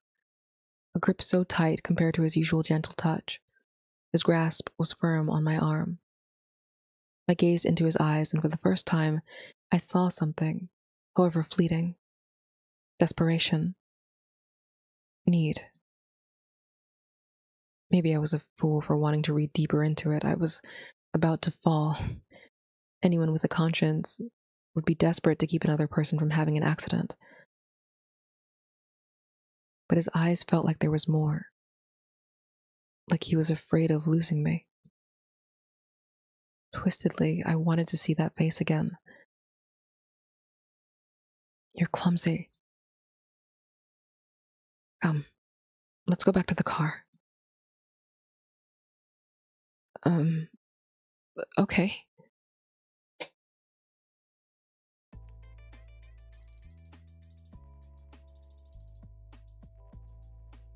Another 2 weeks had gone by.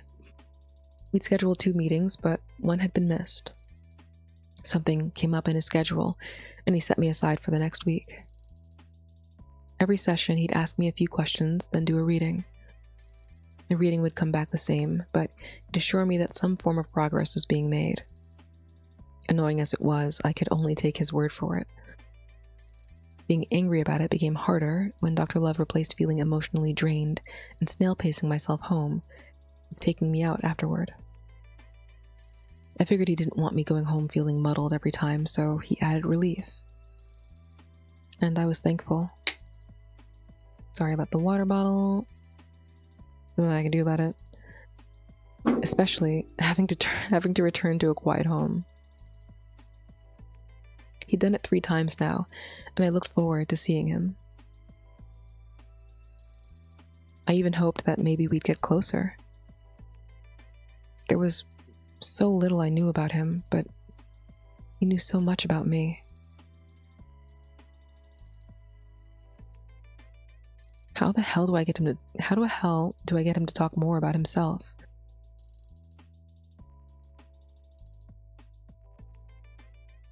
Ahem. I looked up from my sketchpad to find a bright-eyed woman holding her tray of food and inviting herself to sit at my table. I didn't know what her intentions were, but I had no response to give. It's a public space, so if she wanted to sit there, she could. Ahem. But clearly, she wanted my attention. What? Have we met before? Is this a pickup line, or are you preparing to scam me? No, I'm legitimately asking. I've been to Love Life Studios a few times, and I think I've seen you. Maybe. You're one of Dr. Love's clients, right? And why is that your business? You're a little feisty. No need to be cautious. I know it's weird for me to approach you like this, but I wanted to know. She leaned forward and cupped a hand over her lips as if to hide what she intended to say from onlookers. Do you think Dr. Love is hot? Why are you asking me? Weird icebreaker. Maybe she intended to befriend me, make some small talk. It didn't come across that way to me, though. Whatever she was up to entailed fishing for information, probably some chronic gossiper. Did she even work at Love Life? Just curious. I mean, if you get to spend time with a person on and off the clock, sparks are bound to fly, right? She clapped a hand over her mouth and I raised a brow skeptically. Who the hell are you? Don't be alarmed. My name is Fem. There was a long pause between us after she'd stated her name.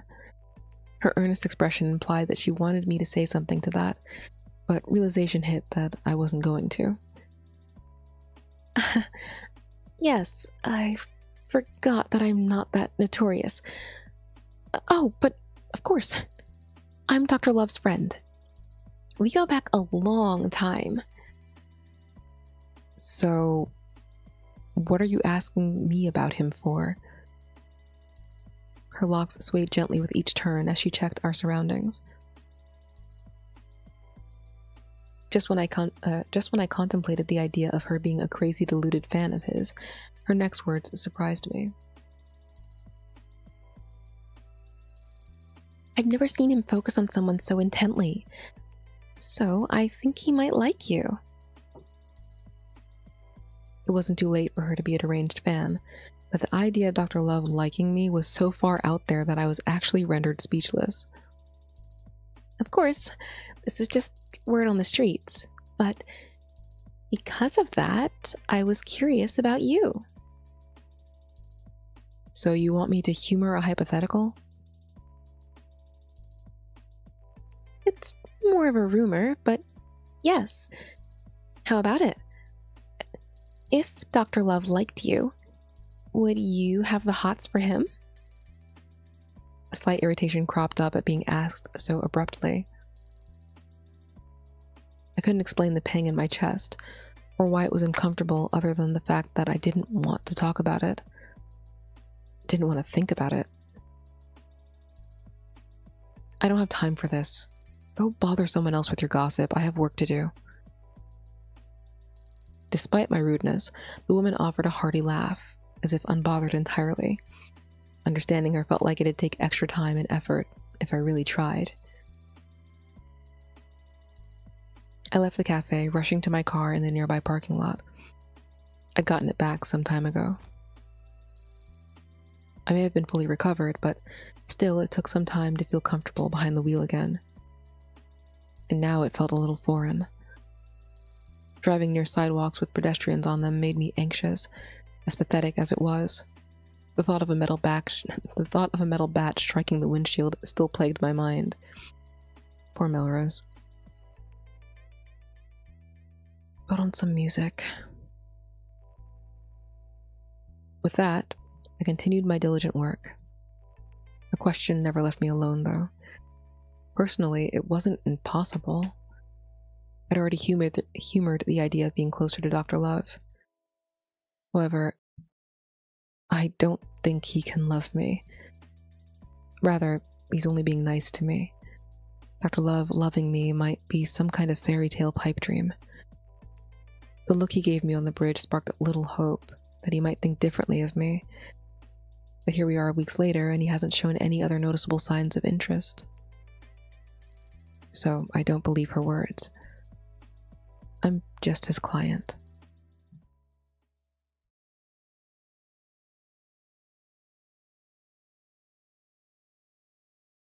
This meeting barely happened. Like any other day, Dr. Love was swamped with an influx of work, new clients and old. He didn't make it a point to disclose that to me, but if I overheard any coworkers or his own murmuring, I held on to it. Though I wasn't any better off with the amount of work taken to make up for breaks like this, at least I could decide to take time off. But what was stopping him? As far as I knew, he owned the place. This entire company and its service, not just the radio hosting part. It was as if he had a boss over him. Do bosses have managers and things too? Unless it wasn't a human realm reason. He was a supernatural being after all. Mr. Figueroa. Oh, yeah, what's up? I believe you spaced out on me. Sorry if my note-taking is boring. My mind wandered off. What did you ask me? Your love life. I know you've touched upon your experiences before. The man whom you threw a brick at and shattered his window, your brief, unwanted position as a woman's sugar daddy. But I want to hear more about your first relationship. I winced at the mention of all the things to ask. I also want to hear about your latest breakup. How did these relationships start? And what about them attracted you to begin with?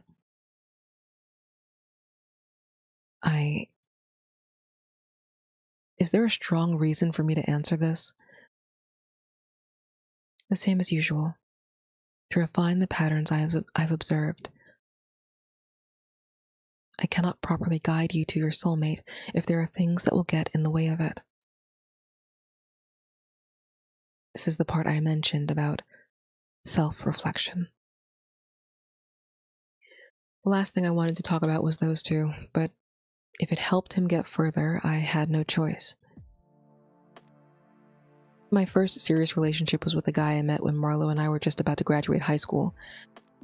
We lived in the shittier part of Casimir, so things were tougher. She had a horrible boyfriend at the time, and it got chaotic one day. I attacked.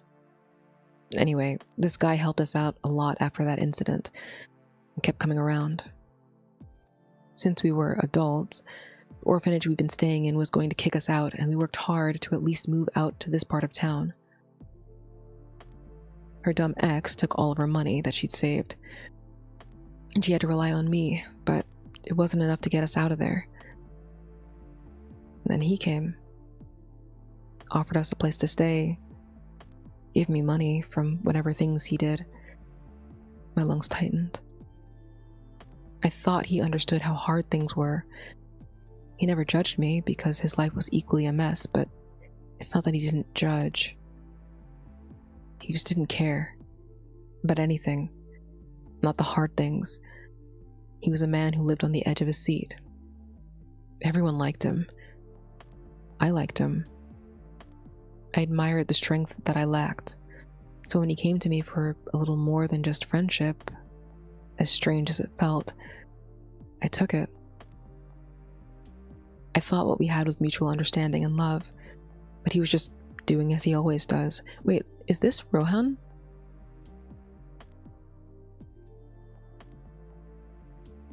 He said that they got together when he was 18 or 19. It could have been. Maybe this was Rohan. Based on how he's describing him, that's how he said Rohan was like reckless and violent and stuff. But he doesn't mention that they, well, I guess we don't meet up with Rohan in this run, so it could be, might be. I don't like to talk about him. It's one of my biggest regrets. The first and only name on my body besides Hendy's. The one I covered up. He wasn't good for me anyway. Had a life full of drugs and violence, death, a lot of illegal stuff. Marlo and I were good once we moved. I'm sorry to dredge up these memories. I can tell that you hold him deeply in your heart, even now. I'd be lying if I said I didn't have dreams of a world where things were perfect. A world where he was the person I thought he could be. That isn't our reality, though. Don't worry about it. It's in the past. You asked about the last lover too, right? You met him. Hendy. I spoke about him a few weeks ago. I met him shortly after the tiny thing with the taxi woman. I believe you said that was more of an emotional fling? Yeah. Anyway, I was out partying with Marlo and some old friends. I can't remember the occasion. My mood was admittedly poor. All of them had their lovers present, so I wandered off. He was the new guy, and I ended up flirting with him while he worked at the bar. I stayed all the way to closing. One thing led to another, and you know the other bit. We didn't start dating immediately. I just ended up going to Solar more after Marlo was getting closer with Esmond. She wanted her alone time, and I didn't want to be a buzzkill. Or a third wheel. Like that, I started spending time with him. He'd hold me close and let me open up, vent. I could be upfront and not be judged for it. That was a lie. I was always judged for it. Honestly, looking back, I should have known. It wasn't like he didn't share his opinions on those things later. I was just so caught up in the idea of having someone I could feel comfortable opening up to in a relationship. Dr. Love wrote things down. No different from before. No sign of his thoughts on his face. I've never seen him focus so intently on someone. So I think he might like you. Does he? Is he sitting there listening to me because he wants to get to know me? Or is it only because he has to? This is his job. Naturally, it's because he has to.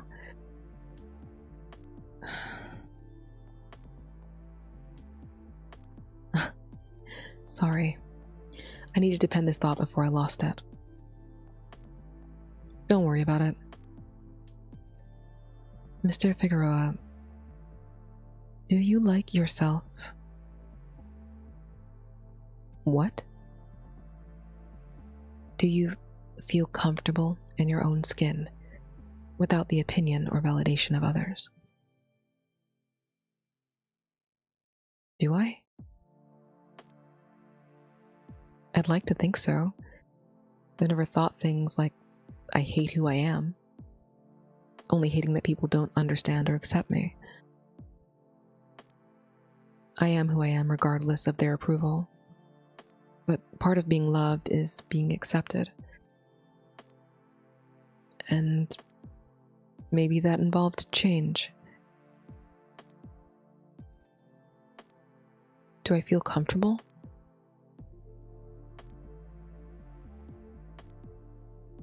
I'm me regardless. This is who I am. I just want to be loved like this. My voice felt smaller in the quiet space between us. Perhaps that feeling resonated in Dr. Love because he pressed a key on his laptop and filled the room with soft tunes. Standing up, he retrieved a mic from the box on his shelf and handed it to me. What are you doing? Do you know this song? Of course I knew it. It was something my friends and I would sing on karaoke nights, impassioned, drunk, and having fun. Yeah, but what does that have to do with anything? Sing it to me. What? Are you afraid of what I'll think? No. Then sing. I stared at the mic bewildered, put on the spot, but my face hardly matched the confidence I tried to display. Why did he want to hear me sing suddenly? I thought we were talking about my love life. I don't feel like it. You could feel like it. I believe you don't because you're afraid of what I will think. His brow raised and a warm smile graced his face before he began humming the lyrics into the mic. He didn't know the words, but he heard it enough to keep up in hums, I supposed. I chuckled, but that didn't stop him. He kept humming, holding the mic with imploring eyes. My heart nearly escaped me as I let the words ease from my lips, even more when his smile softened twice what it was. Was that fondness in his eyes? Was that woman right? Does he like me? IDK. I'm gonna take a quick break, drink some water, do a little stretch, and I'll be right back. This is where we ended last time, so at least we're caught up. But since it's only about 2 hours and 15 minutes in, and I think I spent like 20 minutes on the starting screen, I think we're gonna push through and hit the next section. So give me a moment and I will return.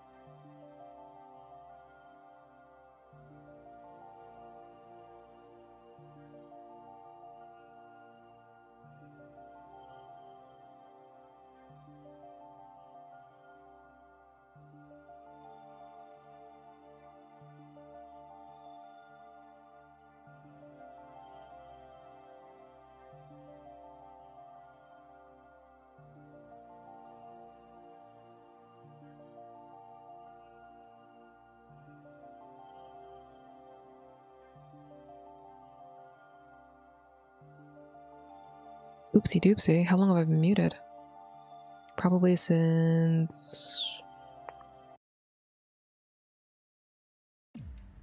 presumably since before I got back. So that'd be here. Alright, well, in that case, I was trying to stop at around 3 hours. So...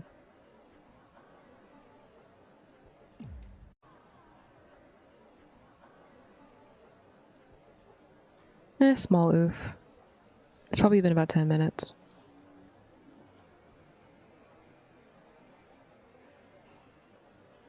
Melrose! Hearing someone shout my name across a food court was nothing short of embarrassing. Knowing exactly whose voice it was made me walk faster. But I stopped and looked at him because, oddly enough, that was the first time he'd ever yelled my name with that much urgency. You're becoming an attention seeker. I've been trying to contact you since the day you left with that radio host guy. I blocked your number. Why would you do that? Are you really cutting me off like this? It baffled me how little of his brain seemed to be used when talking to me. At least it appeared that he didn't use his brain. For Hendy, I was always the problem, and not himself. Your indecision bothers me. I'm not being indecisive. I'm here. Right now. For you. I've been trying to be here. For you. I screwed up. What do you like about me? Huh? But why are you fighting to stay together? I deserved an answer at this point, if there was a right answer here. He'd better hope that he could find it. But his brows furrowed, and he lowered his gaze from mine, almost as if he couldn't find the words to say. I turned on my heels, but failed to evade his grasp. It's complicated, Melrose. I like the soft look in your eyes when everything wasn't so chaotic between us. How you looked at me full of love. How happy you were around me. The vulnerability that you only allowed me to see.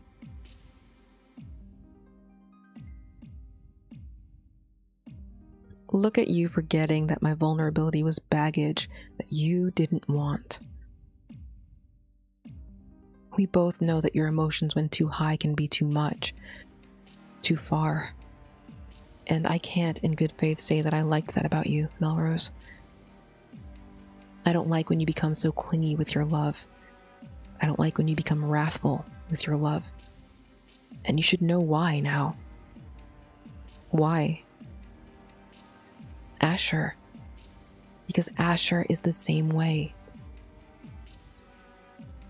Damn. Saying that I suffocate you would have been nicer than comparing me to the sack of shit that tried to kill me twice. Don't you think? It's not like that. That's not what I meant. Then what do you mean? You coldly cut me off, then affectionately come back, and then shut me down. What the fuck do you want from me? It must be impossible for you to keep a level tone when in talking to people. You are once again making a bigger scene than it needs to be. Fuck being in public. Increasingly agitated, I didn't care that we were airing our dirty laundry in front of potentially hundreds of people in the mall. I couldn't be bothered to care. Because something about today had me at my wit's end. What? The loud-pitched scream cut the tension between us, both looking at the source of the louder fuss. The woman I'd met at the cafe the other day came rushing at us full speed. It was a display so bizarre that I stood still, unsure of what my next move was supposed to be. The woman decided for me. I have something to talk to you about. Wow! Was there a single self-aware bone in her body? Was she capable of feeling embarrassed? I asked myself these things as she grabbed my wrist and dragged me along with her. We kept running until we were outside of the mall, entirely, and a little way down the road. Only then did she finally let go of my wrist. I don't get enough recognition for this shit. We both stood trying to recover our breath before she regarded me with a smile. Why did you do that? I figured if I made the 10th scene you guys were making into a bizarre blonde lady kidnapping you, it'd be less embarrassing for you. I don't care what people think. It came out harsher than I wanted it to, fueled by the memory of Dr. Love. I couldn't help wincing, slightly remorseful. I do. And I felt like what you two had going there wasn't anyone else's business. Yet you got involved. I couldn't leave my friend's client stranded. Besides, that guy you were talking to, it isn't my place, but he's dating another person already. He still goes to see them even while they're in jail. She smiled wryly, but it wasn't news to me. 8 months of dating and one night I heard Asher existed. In the same breath, I was revealed to be the side piece. Hendy couldn't make up his fucking mind to save himself. If the jailed person is in fact Asher, he must have lost his brain cells bothering me while still messing around with him. I definitely can't go back. Not if he's still talking to that guy. And besides, he doesn't love me. Just the idea of me loving him. Thanks, I guess. Not at all. We single people have to protect each other's hearts. That's kind of weird to say, but I'm not going to comment. You just did. Anyway, steer clear of him. He's a jerk. And nothing good will come from being tangled up with him. She didn't stick around long enough for me to ask what her relationship to Hendy was, but she left enough of an impression to be curious about her. All right, I was saying earlier that from the conversation that we just had with Hendy, it's clear that he's one of those people that, like, doesn't necessarily feel strongly about the people that he is dating. And maybe doesn't feel strongly about anyone, but I'm not going to, like, psychologically diagnose him. But he is one of those people that psychologically diagnosed a fictional character. But he is one of those people that likes having attention from people and likes the feeling of their attachment to him. But once they actually become attached to him and need something in return, he, like, pushes them away, causing them to, like, chase him and, you know, behave in dysregulated ways. Which is probably why Asher is the way he is. And probably also why Melrose got his name tattooed on him, because it was supposed to be like a show of, like, loyalty and attachment and affection, which Hendy doesn't actually want or want to have to worry about reciprocating. Which is interesting. I mean, obviously, it's not that deep. We get like 3 interactions with this guy. But the information provided is enough to kind of figure that out, it seems. We weren't scheduled to meet today. Still, my feet had found their place in front of the studio building after what had been a long walk home. I didn't even know if Dr. Love would be at his office, but I just wanted to see him. Pop my head in and say hi and then go home. That was the goal, but when I got to his office, his head was lying down on his desk. His office door was ajar, so I let myself in without so much as a word. He'd fallen asleep with his glasses on again. My hands reached and carefully removed them. I thought I was being as gentle as possible, but his eyes opened and stared directly at me. It's improper to come into my office without approval, Mr. Figueroa. Call me Melrose. That is unprofessional. A little more unprofessionalism couldn't hurt. He lifted his head off the desk and rolled his neck. What brings you here, Melrose? Perhaps it was the fact that he'd only just awoken, but the unused dryness of his voice saying my name at a low whisper made my ears tingle pleasantly. I wanted him to say it again, but I bit back the urge to ask. I just wanted to say hi. No. You could easily call or text for that. He straightened himself up and gave his attention to me. Talk to me. My body trembled under his gaze. Those heavenly colored eyes left me weak, yearning. He wasn't human, and that fact alarmed me before, but not right now. Now it was different. Maybe being another species entirely made him more appealing. He couldn't judge me by human standards. Right? He wouldn't do that. What the hell is wrong with me? There's nothing to say. There is. Something is wrong. You're trying to keep a placid face. He knows. He can tell. Is this the product of all my confessions? I'm not that easy to read now, am I? The touch of his fingers encasing mine burned my hand, but I didn't pull away. I wanted him to burn me. More. It's just my face, Dr. Love. My eyes danced across his lips before reconnecting with his gaze. Fast enough to witness the exact moment when he registered the tension radiating from me. The exact moment he'd given me a look of uncertainty because of it. Just forget everything. Like I said, I only came to say hi. Oh.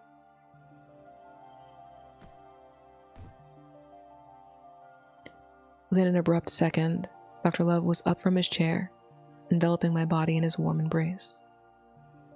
I'd lost some footing, and we stumbled back against the wall next to the desk. Despite that, he didn't let me go. My mind hazed, hands clawing into the back of his shirt, desperate to be closer. His hand cradled the back of my head, threading through my hair gently. I felt greedy. It wasn't enough. How pathetic it was that he was simply being sympathetic to me, and I clung in hopes for more like a fool. He was aiming to help me find my soulmate, yet I just wanted him. Why did I want him so badly? If you hold me like this, I might not let go. I said it as a warning, but I hoped he wouldn't heed me. Hope is no replacement for prayer, so he let go of me, and loneliness settled back in again.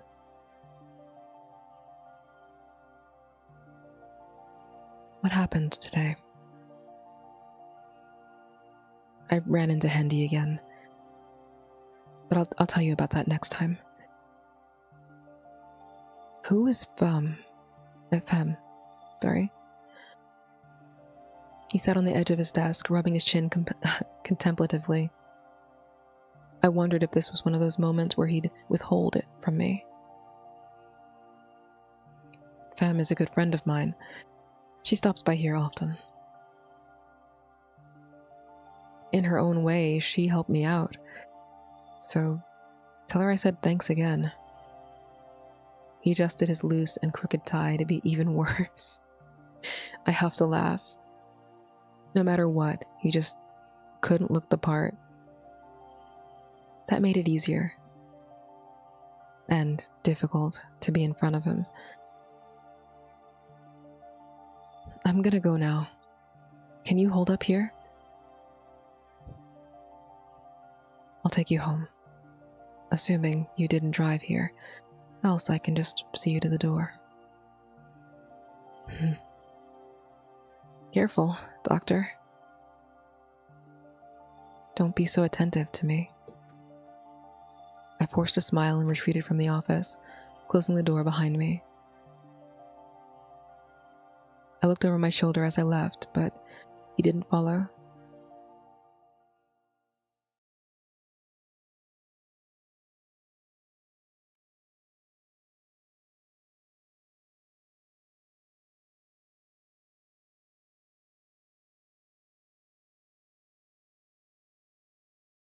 Having watched him leave my office, I was convinced.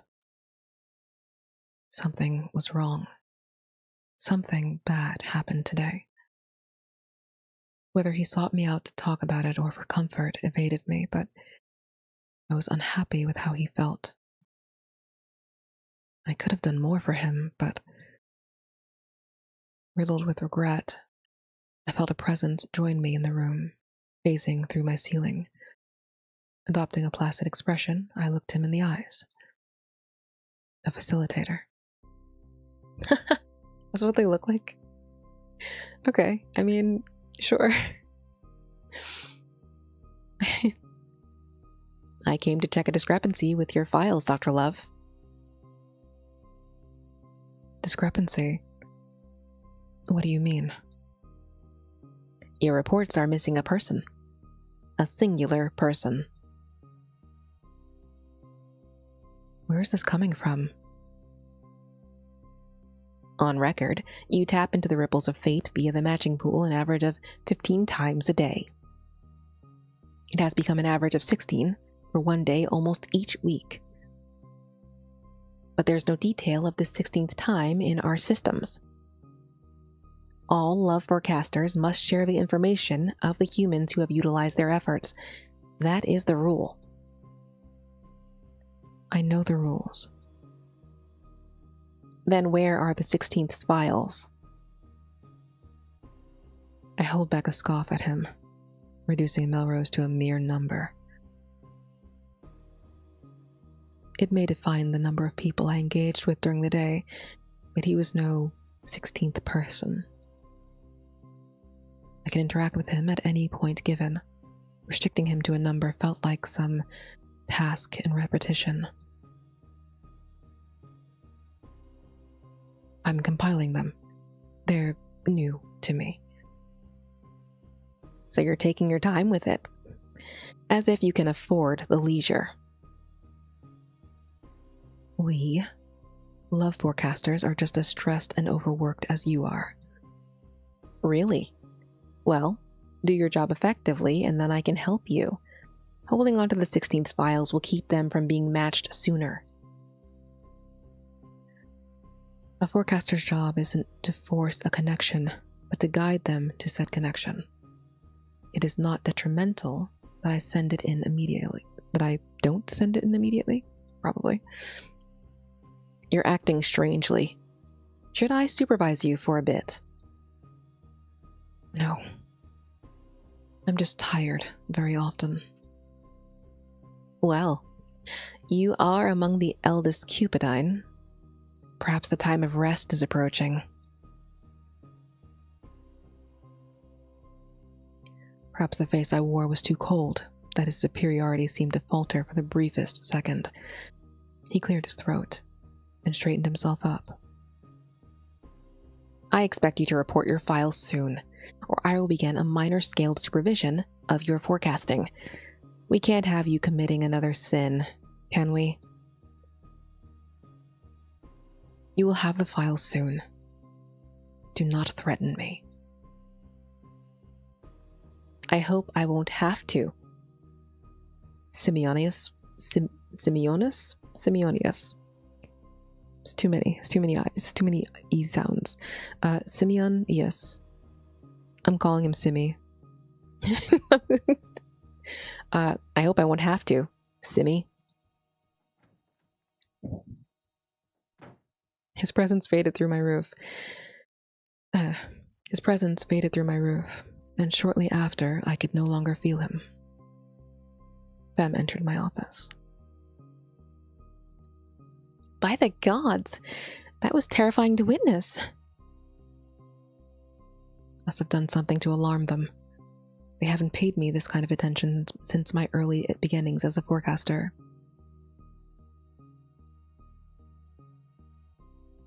Why would you do this? With friends like this? I may have blabbed about you having a unique client that you asked me about. Honestly, I didn't think it was a big deal, but he might have gotten curious. You know the younger facilitators are always trying to stretch their authority over you. Hearing her say that made sense. She was the goddess of rumors, so keeping her mouth shut was not as easy as it could be. Submitting the files may result in their checking his history. While that wasn't dire, any curious Cupidine could dig down his family line and learn of his ancestry. I wouldn't... Okay, it's time to end the stream, I think. I'm tripping. While that wasn't dire, any curious Cupidine could dig down his family line and learn of his ancestry. It would endanger him immediately. I prefer not to, but I need to form a plausible replacement for his files, and I'll have to stop doing forecasts on him. I'll have to lie. Melrose came by. He told me to say thanks again for him. Ah, the Henderson situation. You won't believe it. The two were arguing in the food court, and Melrose looked very upset about it. If I hadn't stepped in, I think it would have gotten pretty ugly. I see.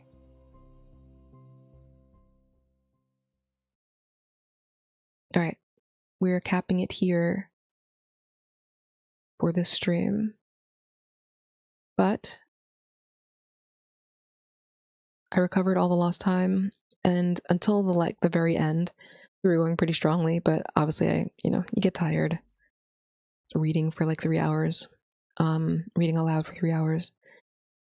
But so far, pretty interesting. I was saying earlier that I feel like it's not as clear in Icardi's route, because it's not clear in the same way how Melrose's behavior is connected between Rohan and Icardi.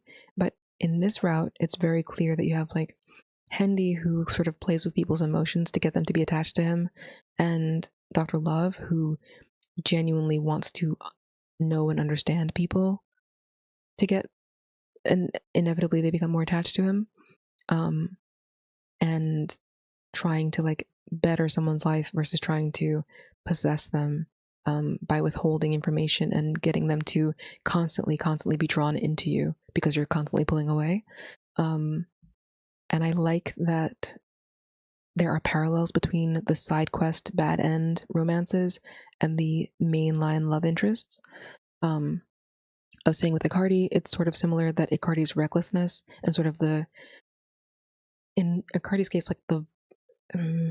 the aggression of the kind of love that he wants to give, partially due to his desperation at wanting to experience love, mirrors Rohan's dismissive, disruptive violence, and the damage it causes to his partners.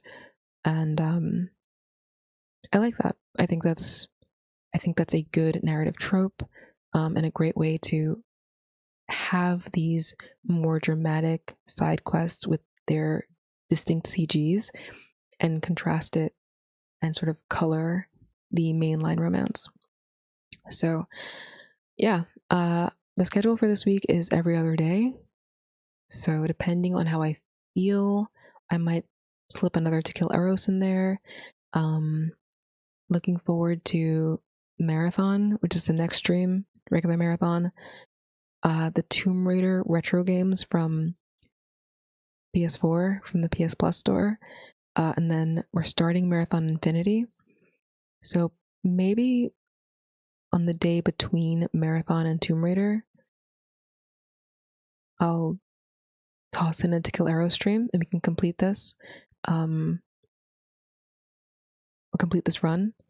Although, well, there's no need to rush it, but I have other stories to check out. So, in any case, yeah, thanks for hanging out. Sorry if you missed out on part of it, but the VOD is going to be here. I'm actually going to make sure it publishes immediately after the stream ends. If you want to see what we missed, I don't think there is much, because a lot of the CGs were the same ones that were here yesterday if you were here yesterday. Or if you saw the other demos, I guess. But we have this one when he helps us bring the groceries back home. This one when we almost fall off the bridge. This one when he's trying to get Melrose to do karaoke to like loosen up in the love therapy session. And the most recent one, this one right here, which very cute. I was commenting on how like Icardi is also pretty, but Dr. Love is definitely drawn in a different, also very pretty way. I'm sure all the love interests will be like that. I'm sure when we get to Vitaly, it'll be fun over there too. This is from Hendy's bad ending. I mean, you can go back to it, but you know, in Hendy's second bad ending, he kidnaps Melrose and handcuffs him to the bed so he can't escape. And that's if you don't go to get groceries with Dr. Love instead. But yeah, good stuff. Looking forward to the rest of it. Really enjoying the story. Hope you guys like my Dr. Love cosplay, my closet cosplay of Dr. Love. I think for the next one, I'm going to make a couple more adjustments. I'll put the glasses down, maybe like here, and add the horns. Since he does have horns, it's the only thing missing from the cosplay. But I think I'll reduce the transparency on the glasses so you can still see my eyes through them. But yeah, fun times. Check out my socials if you're new here. Sorry we were muted for about 10 minutes in the middle, but you know, that happens. I had to take a break and go to the bathroom, and then I didn't set my shit up correctly. But yeah, I will say that I was definitely feeling bad yesterday. I had a little bit of brain fog. I've been recovering from a bunch of different things over the past 6 months. And sometimes I just push it too hard during the week, and it manifests in things that require attention and focus.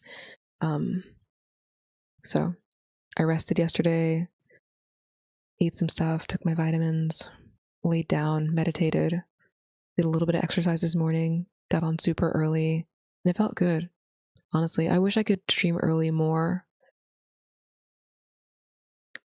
Maybe I will. I don't know. But we'll see. Until then, please eat well, rest well, stay hydrated. I hope to see you in cyberspace. Come find me. And yeah, take care.